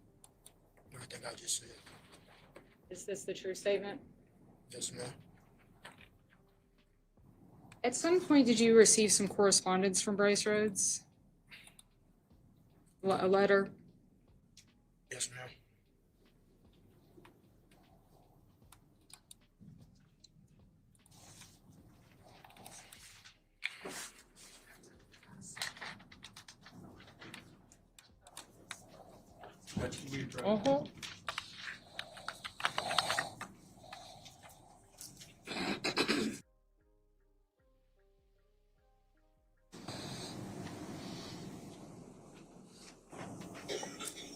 I'm going to show you, I'm just going to go through these page by page before we talk about them with the jury, just to make sure that we have, we know what we're talking about. All right, do you recognize this page?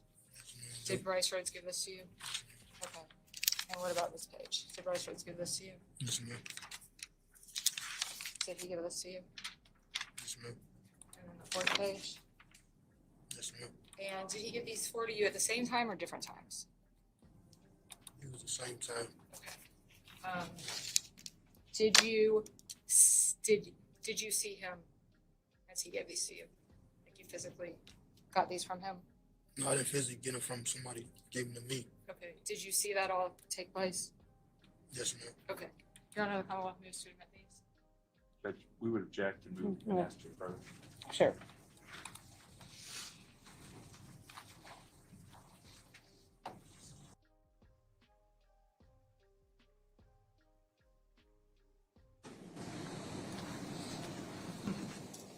Mr. Taylor, did you recognize this as Brice Rhodes' handwriting?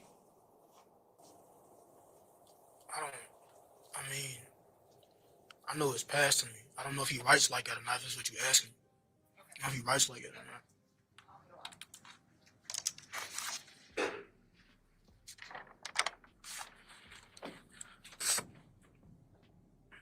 Sir, was any of this, was killing Christopher Jones your idea?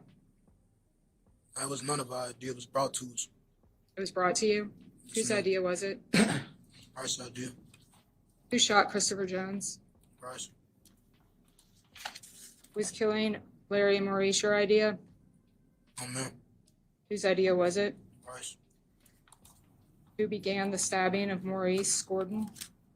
Brice. Who began the stabbing of Larry Ordway? Brice. Who told you to stab Larry Ordway? Brice. I have no further questions. Thank you, Ms. Jones-Brown. Somebody need a break?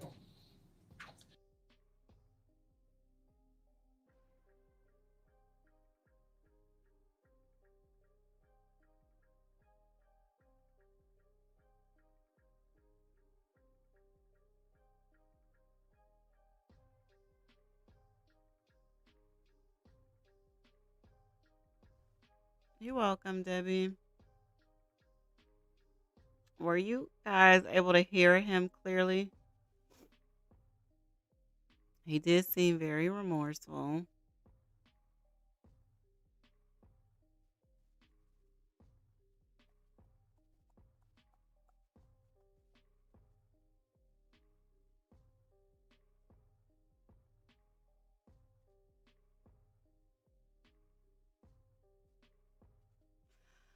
I think he just said that he did Larry 3 or 4 times. And I think that um this guy received 7 or 10 years per his plea deal, something like that. Yes, but probably because of how intense it is.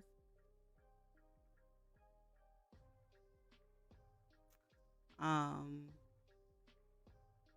I think any case where it's children that are unalived, I think most judges are sympathetic to that, and so they take probably more breaks than normal. I know when I watched the Letitia Stout case or trial, that judge made sure to take, asked the jury if they were okay, if they needed to take breaks as well. Very intense. There are 2 more videos. They're short of him. And then it's really up to y'all if you want to leave, and then we just do the opening statements another day. I do want to play the other 2 of him tonight. And we are going live tomorrow for Darrell Brooks preliminary hearings, just in case nobody's seen them or you just want to go back to watch them. And then let me look at my schedule. We can watch state's opening and defense opening of this trial. Let me see.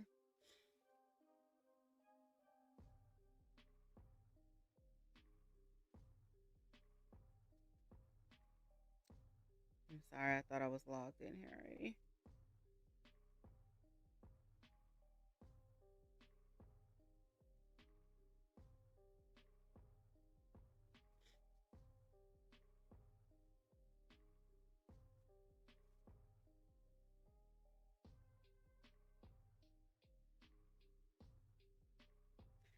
We can watch the opening on, good grief,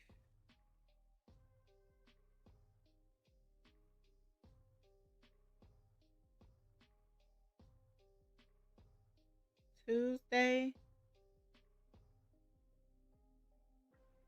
We can do Tuesday if you guys want for opening and opening, and then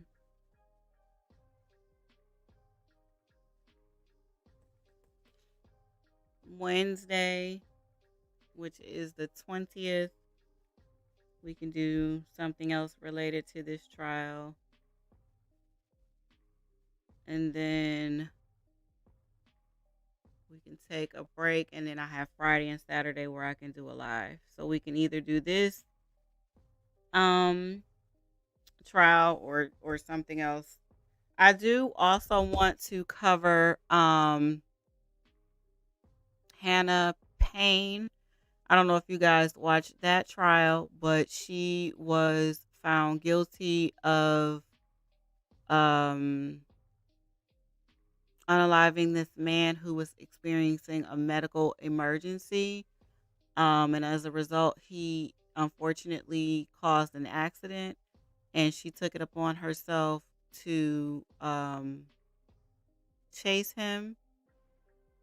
And I guess she thought she was going to do a citizen's arrest. And the guy tried to get away from her because she approached his car. And she put out a GUN and unalived him. And then she got back on the phone with 911 and let them know that the guy had pulled the trigger to her gun and unalived himself. But anyway, she was found guilty like 2 days ago. And her sentencing, I think, is tomorrow. Well, I hope I don't miss that. I think I gotta work. But anyway, I do want to cover it. So maybe Friday. If we don't do it live, I'll just do a video of it. I try to make lives to where we all can engage. But if nobody's watched it, that could be something else that we can watch just to kind of take a little break from Darrell. Y'all let me know. Yeah, most of the trials that I've watched, they try to be, I guess just more accommodating to the jury because that's heavy. And like with this testimony, they didn't show anything, but still just talking about it. And then, him becoming very emotional. I think we all were on the same page with how heavy it was. So, oh, you're welcome.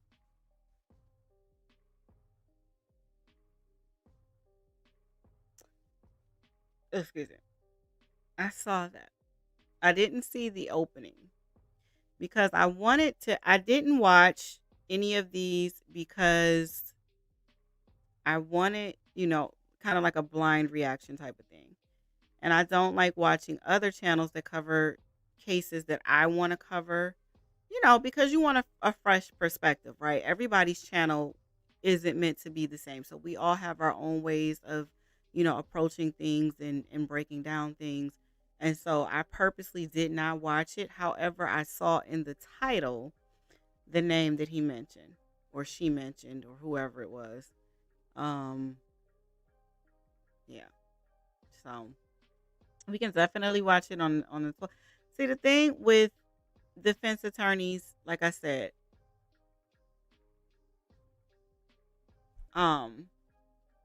in this case, they know he's guilty, right? So now they just got to do what they got to do. And of course, it's not fair. I'm not saying it's right, but that's just how defense, some of them are. It's like, okay, we know he's guilty. There's a lot of evidence against him. Three other people have already taken plea agreements in exchange for their testimony. And so we need to figure out something to divert your attention away from what he really did. So some defense attorneys are just low down and they don't care. They got a job to do, especially if they're a public defender. And not all public defenders are bad, but most of them, it's not about a winning rate. We need to clear this calendar, right? So we just got to do what we got to do. We're going to do the best we can. We know you're guilty. So we're going to say what we need to say and just peace out of here, you know? Oh, thank you, Sherry. Thank you so much, Monica. I really appreciate how supportive you guys are. Thank you. Okay, let's finish up. I absolutely could not be.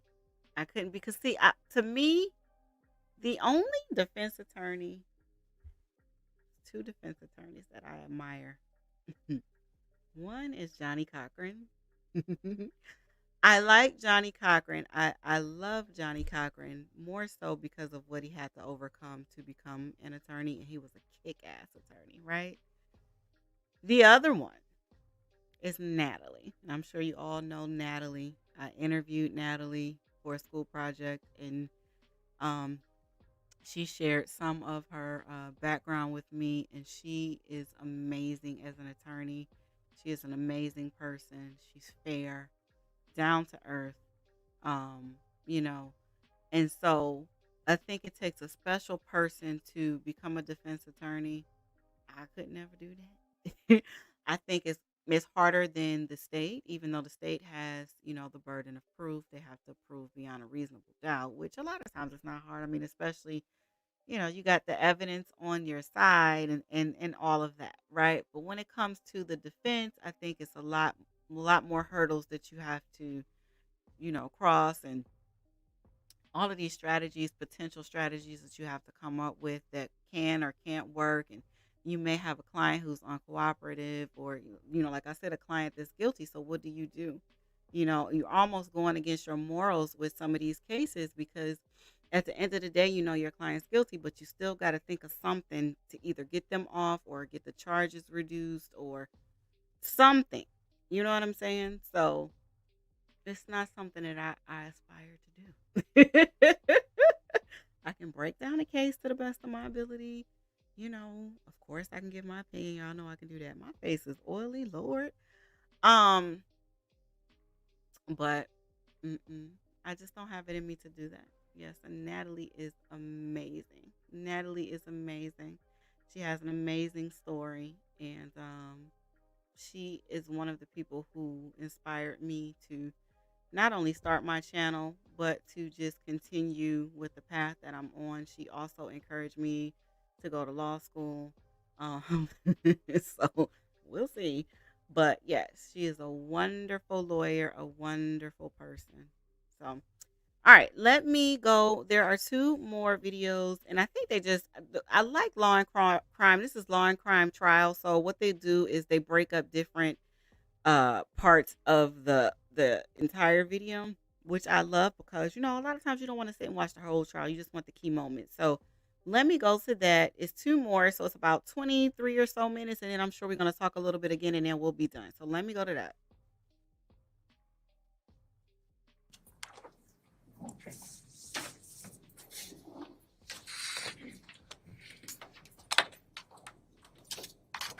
Ms. Jones-Brown, you can proceed. Mr. Taylor, how old are you? 25. Thank you. How old were you in 2016? 17. So when you were 17 years old, you were friends with Larry Ordway and Maurice Gordon, correct? Yes, ma'am. And you were cousins with Anwan Carter. You are cousins with him. Were you running around with your cousin Anwan? Did you all four hang out? Yeah. Yeah. How did you know Larry and Maurice? How did you meet them? I met through one of my cousins, Antoine. You met them through your cousin Antoine? And how is Antoine related to Anwan? They're brothers. They're brothers. Okay. Did you all hang out with more people? Nah, it was just usually us. Okay. What sort of stuff would you do? Females, chill, party, stuff like that. Where did you go to school? Went to Alaska. I went to Butler High School. Where'd you say? I went to Alaska, the middle, and I went to Butler High School. Butler High School?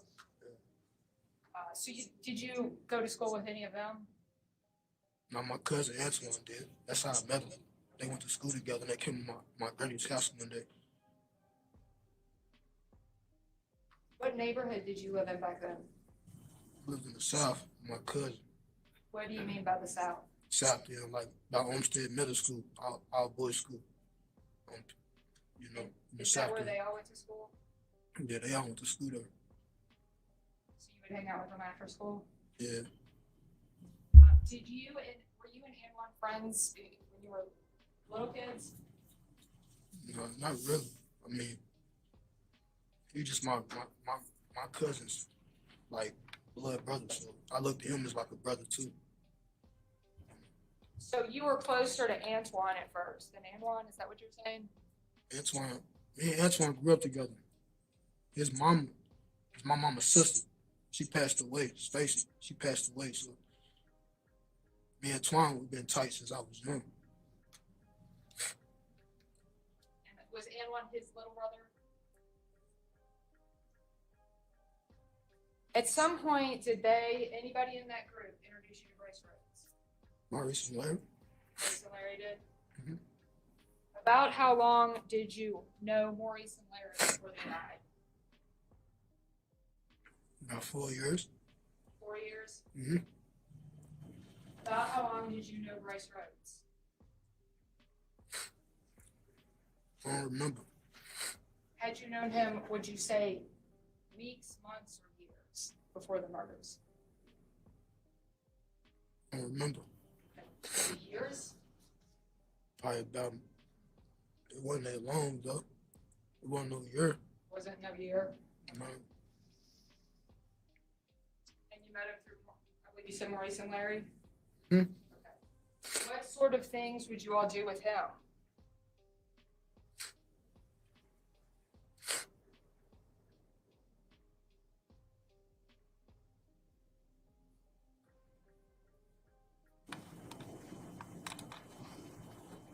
No. Just chill. Really. Would he take you all out Time to time. from time to time? Did he take you all out to eat? Time to time. Did he buy you all stuff? Time to time. Sure.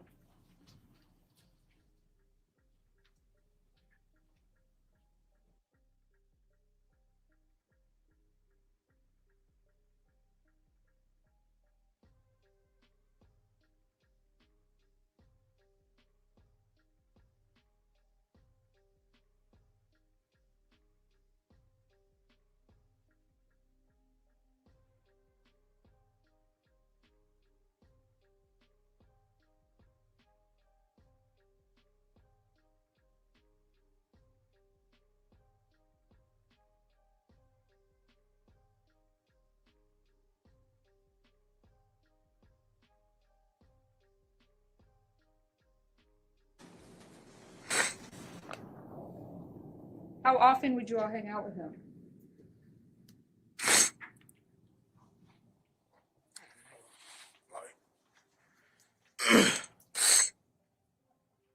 I hung with Antoine more than anybody, and Maurice and Larry more than anybody. So I can't say how many times we hung together, or how often, but it was often, but it wasn't more than I hung with them two and Antoine.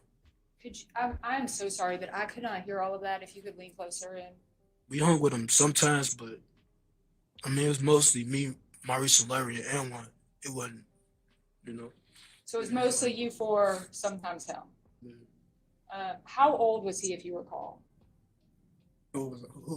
Mr. Rhodes. I don't know. Was he older than you? Older than us.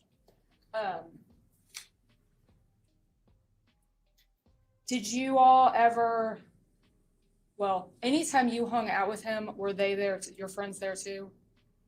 Or did you ever hang out with him, just you and him? It was mostly just me, him, and Maurice and Larry and Butter. Okay, and I believe you just said Butta. What is? It's Antoine. That's Antoine's nickname? All right. I'm sorry to interrupt, but let me ask the attorneys to come up. Mr. Faccio, would you mind to come up too?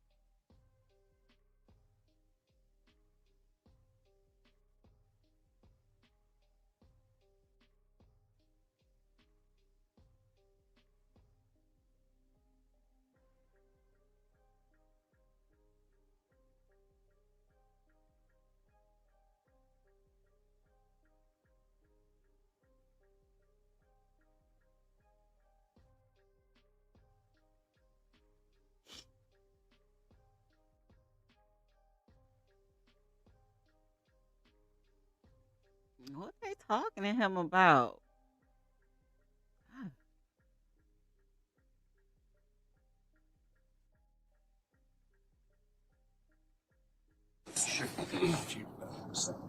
Thanks so much. Sorry for the interruption.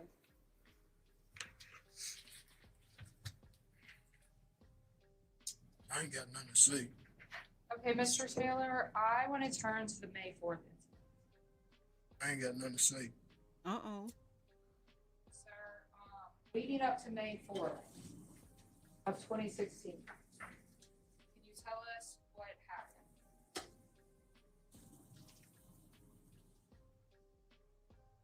I ain't got nothing to say.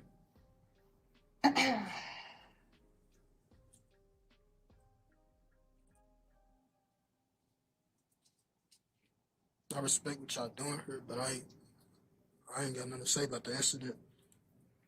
Well, that's not true, right? You don't want to. Right? But you do have something to say.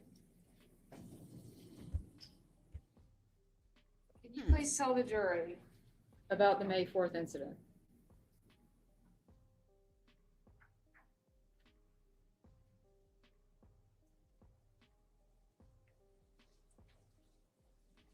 Can you tell the jury what happened the night Christopher Jones was shot?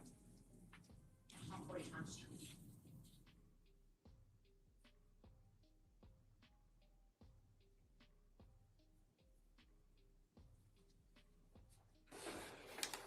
Sorry, I know it's hard. Give him a minute. Damn.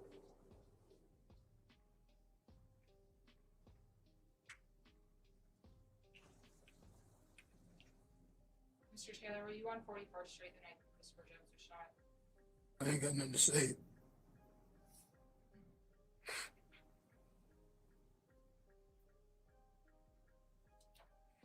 On May 4th, 2016, were you in a car on 41st Street?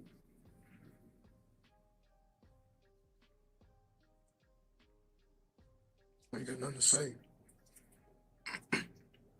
Sir, do you understand this is a court Yes, ma'am. and that witnesses get sworn in, that they answer questions? You understand that, correct? Yes, ma'am. I ain't You got understand that you have information that the jury needs about this case, right?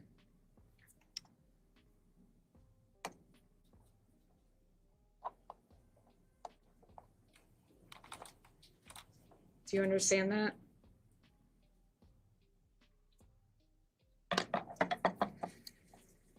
Do you want me to ask it in smaller questions? Does that help better?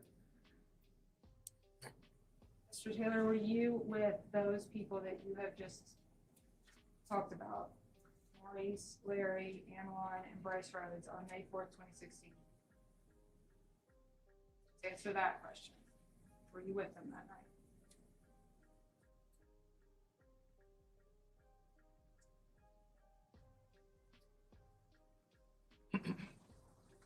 May 3rd into May 4th, 2016.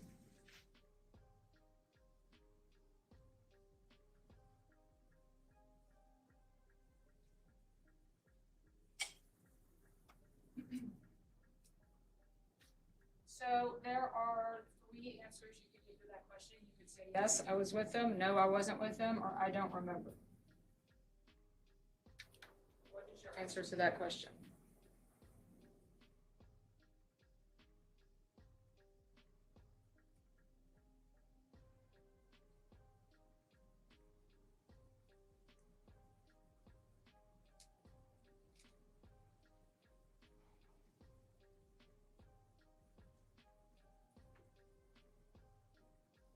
Mr. Taylor, do you remember a conversation that you had with Detective Tonelli about this incident?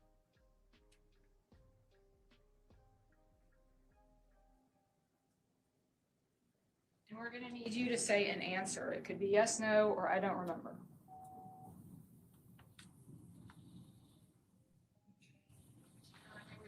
Yep.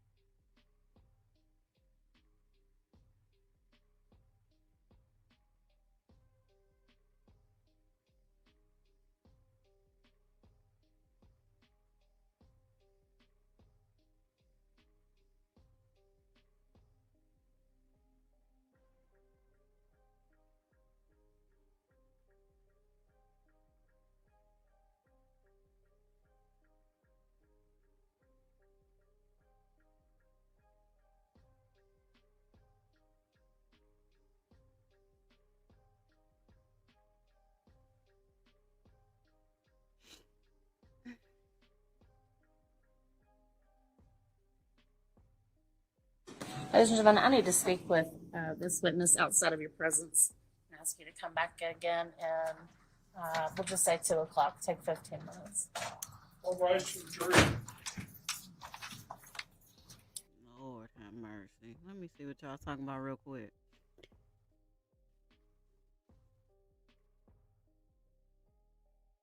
It is interesting. It was quick too. It was only like God,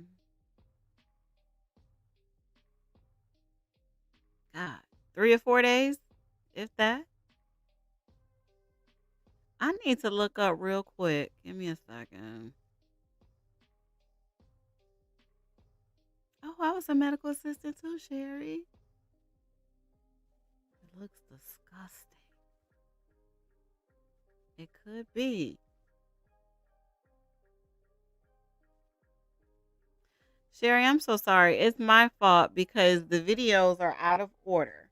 So the first video was the end of the testimony. So Law and Crime, what they'll do at the end of the trial day is that they will break up the videos in a smaller video, shorter videos. And so that's what this is. And when I saved it, it saved them out of order. So this is the beginning of his testimony. And for whatever reason, he's having a hard time wanting to offer up any information. And when I play the other video, I'm going to very quickly look to see what were the conditions of his plea agreement. I can't remember how much time he got, but he was one of the guys. This is Corey that took a plea deal for facilitation.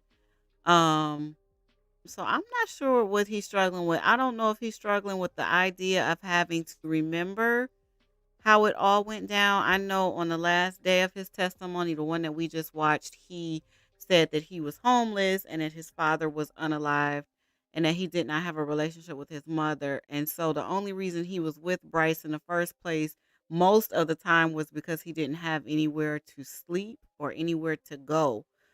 Excuse me. So I guess just maybe having to relive that. You think 7 years ago, you're 15, 16 years old, and they say take a plea agreement and you'll testify. Again, as an adult, we know what that means, but to a child, it's like, okay, well, if you're only going to make me serve this amount of time and I can be free one day, sure, I'll tell you what happened. But now here we are 7 years later, and you're asking me to relive that. And he's probably had to every day of his life for the last 7 years already. He's always going to remember that. But to have to stand in front of the person who already put you in that position to do something like this, and then you have to relive that detail by detail. They're going to press him detail by detail. Remember, this is the defense. So they're going to have to press him and find loopholes. And then you got this monster sitting here staring at you. You know what I'm saying? I probably would be a little hesitant too. And the fact that you're not giving me a moment to just think. You don't need to press me. Give me a second. What you think, Debbie?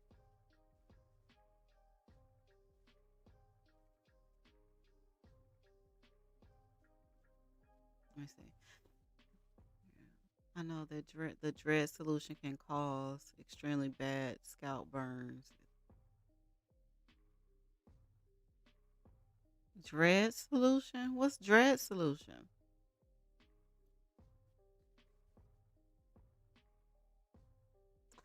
I don't know. Somebody said he got burned with somebody threw some hot sugar water on him. Now, I did look to see if I can get any type of jail records or anything like that, and the case is sealed until this case is over. So I can't even tell you. hmm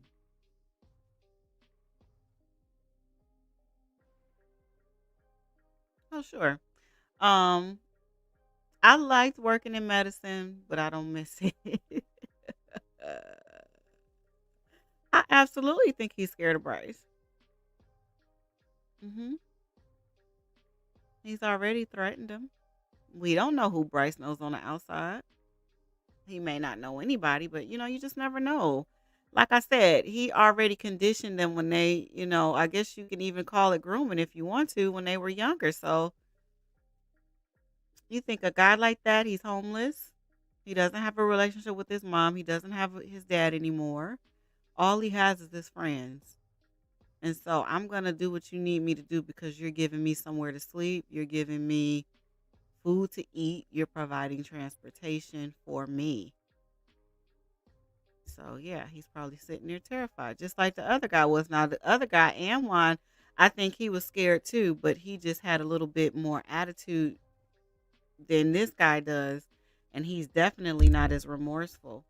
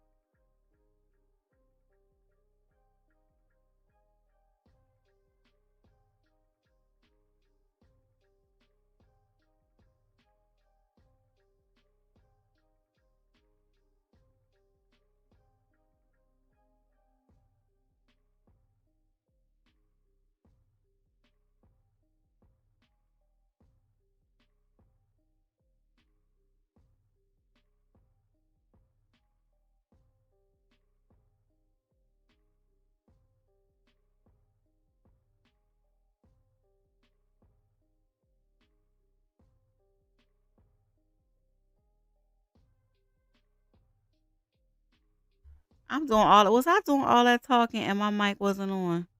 Lord, don't ask me to repeat it because I don't know what I said. I don't even know when it went mute. Oh God.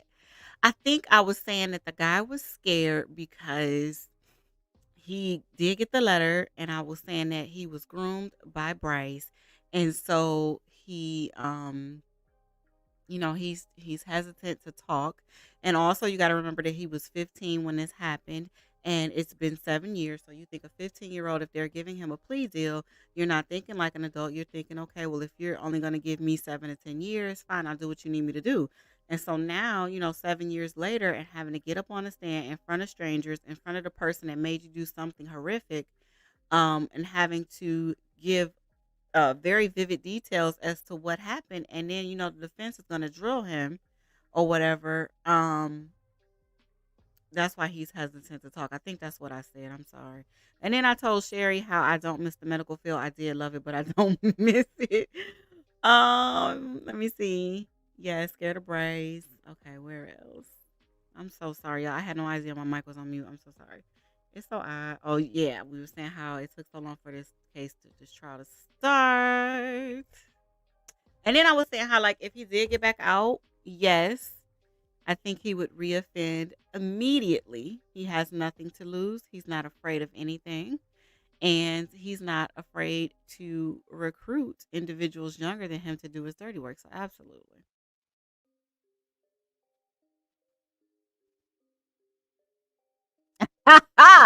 Am I muted? Is the audio on?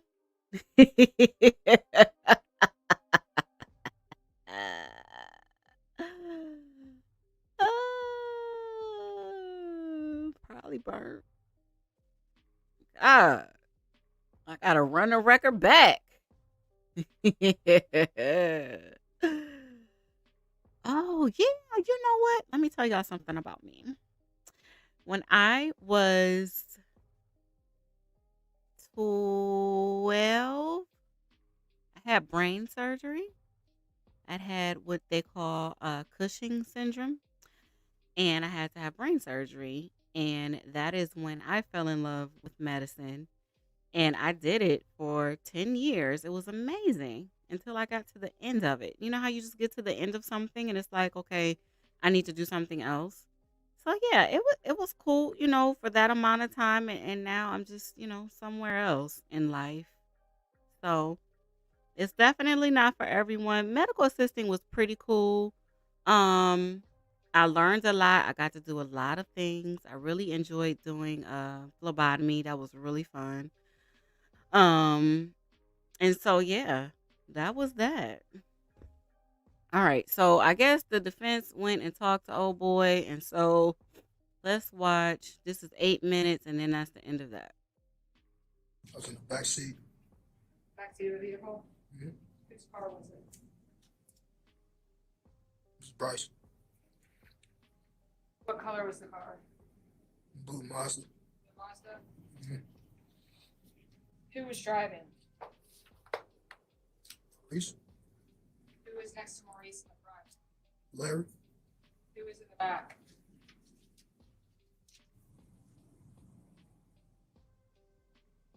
Brice. Were you behind Maurice or Larry?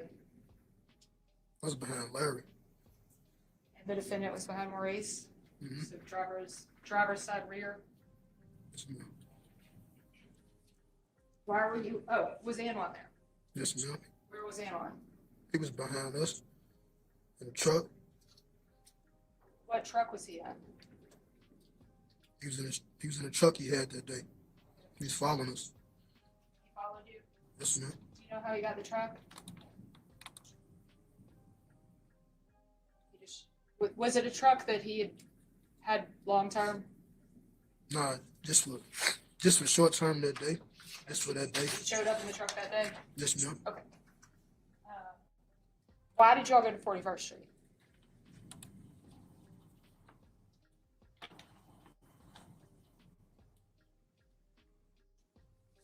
Looking for somebody. Who are you looking for?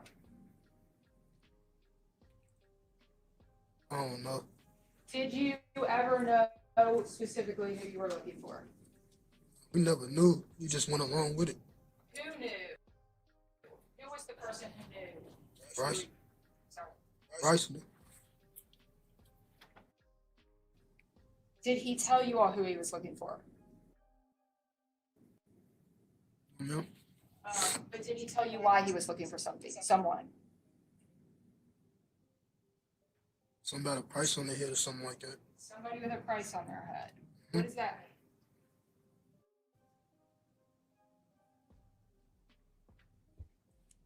Somebody with a price on their head, like looking for him. Does that mean that somebody else is going to pay if this person gets killed? It means the person who did it get paid. The person who did it gets paid? Okay. How did you all know that there was somebody with a price on his head? Brice told us about it. Did he tell you all about this before that night or that night? It was at night.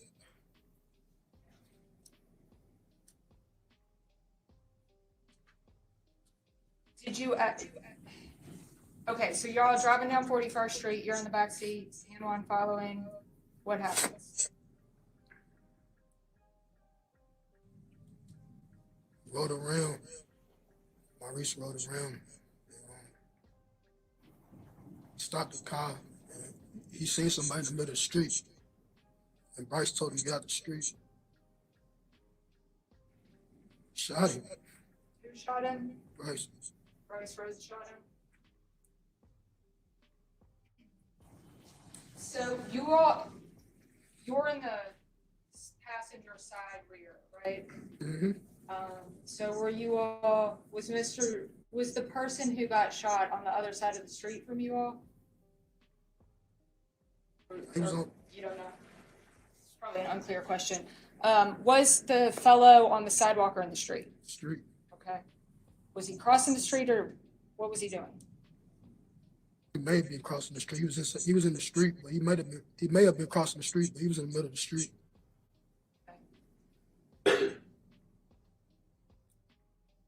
Did Mr. Rhodes shoot him with a gun? I know that's obvious, but just to be clear, it was with a gun, correct? Yes, ma'am. What type of gun was it? 9mm. How did he get the gun? Got it from me. Where did you get the gun? Friend of mine. How long have you had the gun? I didn't have it a day. You didn't have it a day, so you got it that day. Yes, ma'am. Why did you get the gun? My own protection. And how did Mr. Rhodes end up with it? He was with me that night. And he's with all of us at night. He told us that somebody had a price on their head, so he wanted the gun. So I gave him the gun.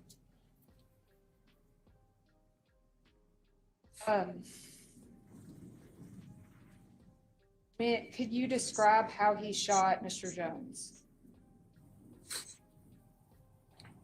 He pulled up and he was in the street. I just remember that he shot him. I don't really remember. I just know he said, "Get out the street," or something like that. And he shot him. And were you sitting next to Brice Rhodes when he shot Mr. Jones? Yes, ma'am. Did you know Mr. Jones at all? None of us did. Had you ever seen him before? Nah, I ain't never seen him dead in my life. Did you ever find out if he in fact was the person with the price on his head? Judge, we would object. That's the statement. You want to approach? No, I can rephrase.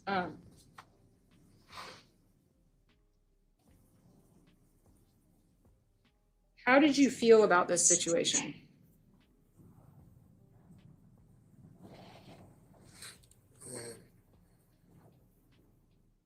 I was young. I just went along with it, to be honest with you. We all did, you know what I'm saying?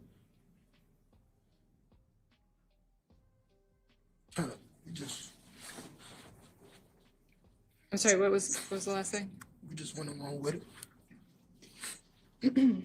Did Mr. Rhodes, to your knowledge, did he ever show up with money from this price on the head business? No, ma'am. After the shooting, what did you all do?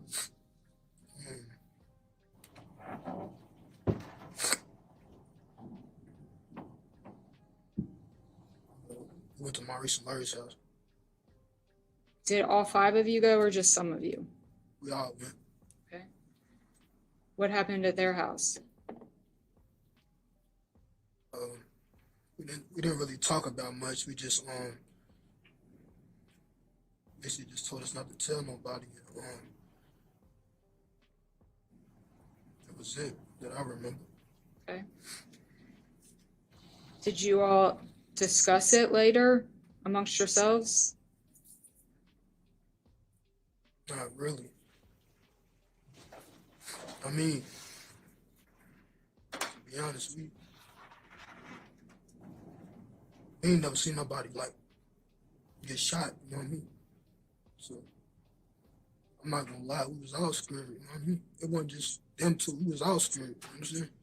Maurice, Larry, all of us, we was scared, man. You were scared? Yeah, we was young, you know what I'm saying? We didn't really, we just went along with it. All right.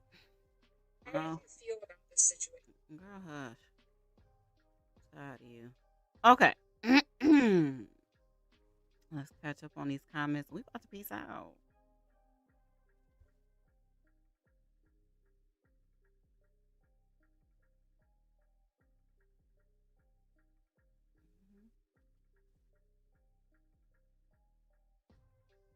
Oh, Debbie.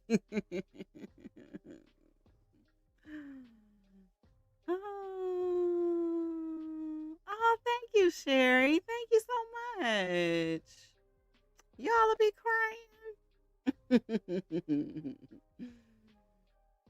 I know shots to babies was the worst. I know my last medical job, I had to do blood sugars on babies, and it was the worst.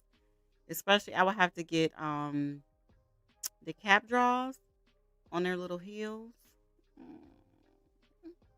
Oh, thank you, Monica.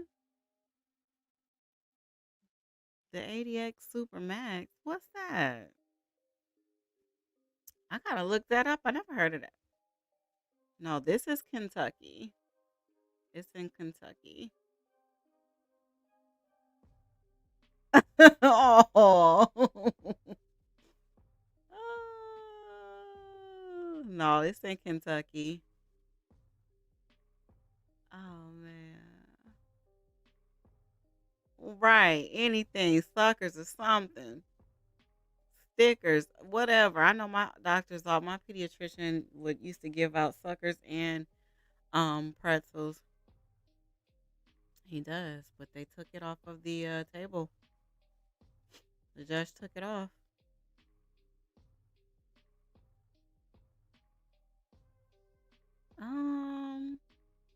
Where is Angola? Is that Louisiana? Angola? I think. Yeah, there it is. Angola. Angola, Rikers. He needs to close them down. I heard it was. All right, y'all. So, thank you guys so much for coming. Um, I can't talk. Tomorrow, we're gonna get our Darrell Brooks fixed. So, what did I say? Preliminary hearings. They're anticlimactic though. So I don't know if y'all want to watch those, or I can just pick something random, depending on what y'all want to do. If y'all want to laugh, or if you just want to kind of revisit those preliminary hearings. Regardless, we're going live tomorrow. Tomorrow's going to be dedicated to our boy, Darrell Brooks. And then on the 9th, I won't go live again until the 19th because I have to work. So that will be opening statement for both the state and the defense for this trial. And then we can go live again on the 20th. And then I'm free that Saturday and Sunday as well. So Friday and Saturday I might do Hannah Payne. Just like a few videos from that if y'all want to. Ooh. Oh my goodness. Yes. Yep. I mentioned that. What time? I hope it's before I have to go to work. Because I got to see it and I hope they better put her away. Deep into the jail. Do you hear me? 10 a.m. Yep. So Blacklight, excuse me. Next Friday and Saturday, I probably will do Hannah Payne. Live on that because that was crazy. Wow. All right, cool. I need to set a reminder. All right, y'all. Well, it was nice. I had a good time with you guys.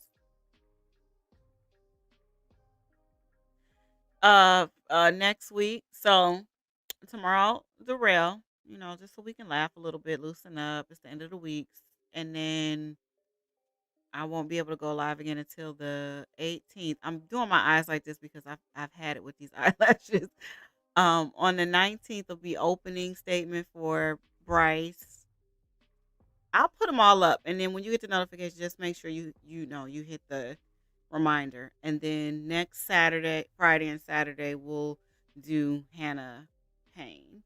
And in between there, I'll try to get some videos done. Just depends.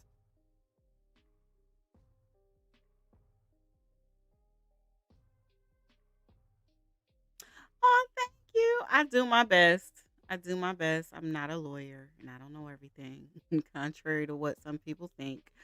But thank you so much. And I'm so glad that you guys hung out with me today. You as well. So I'm about to peace out. Okay. Y'all be easy. Peace.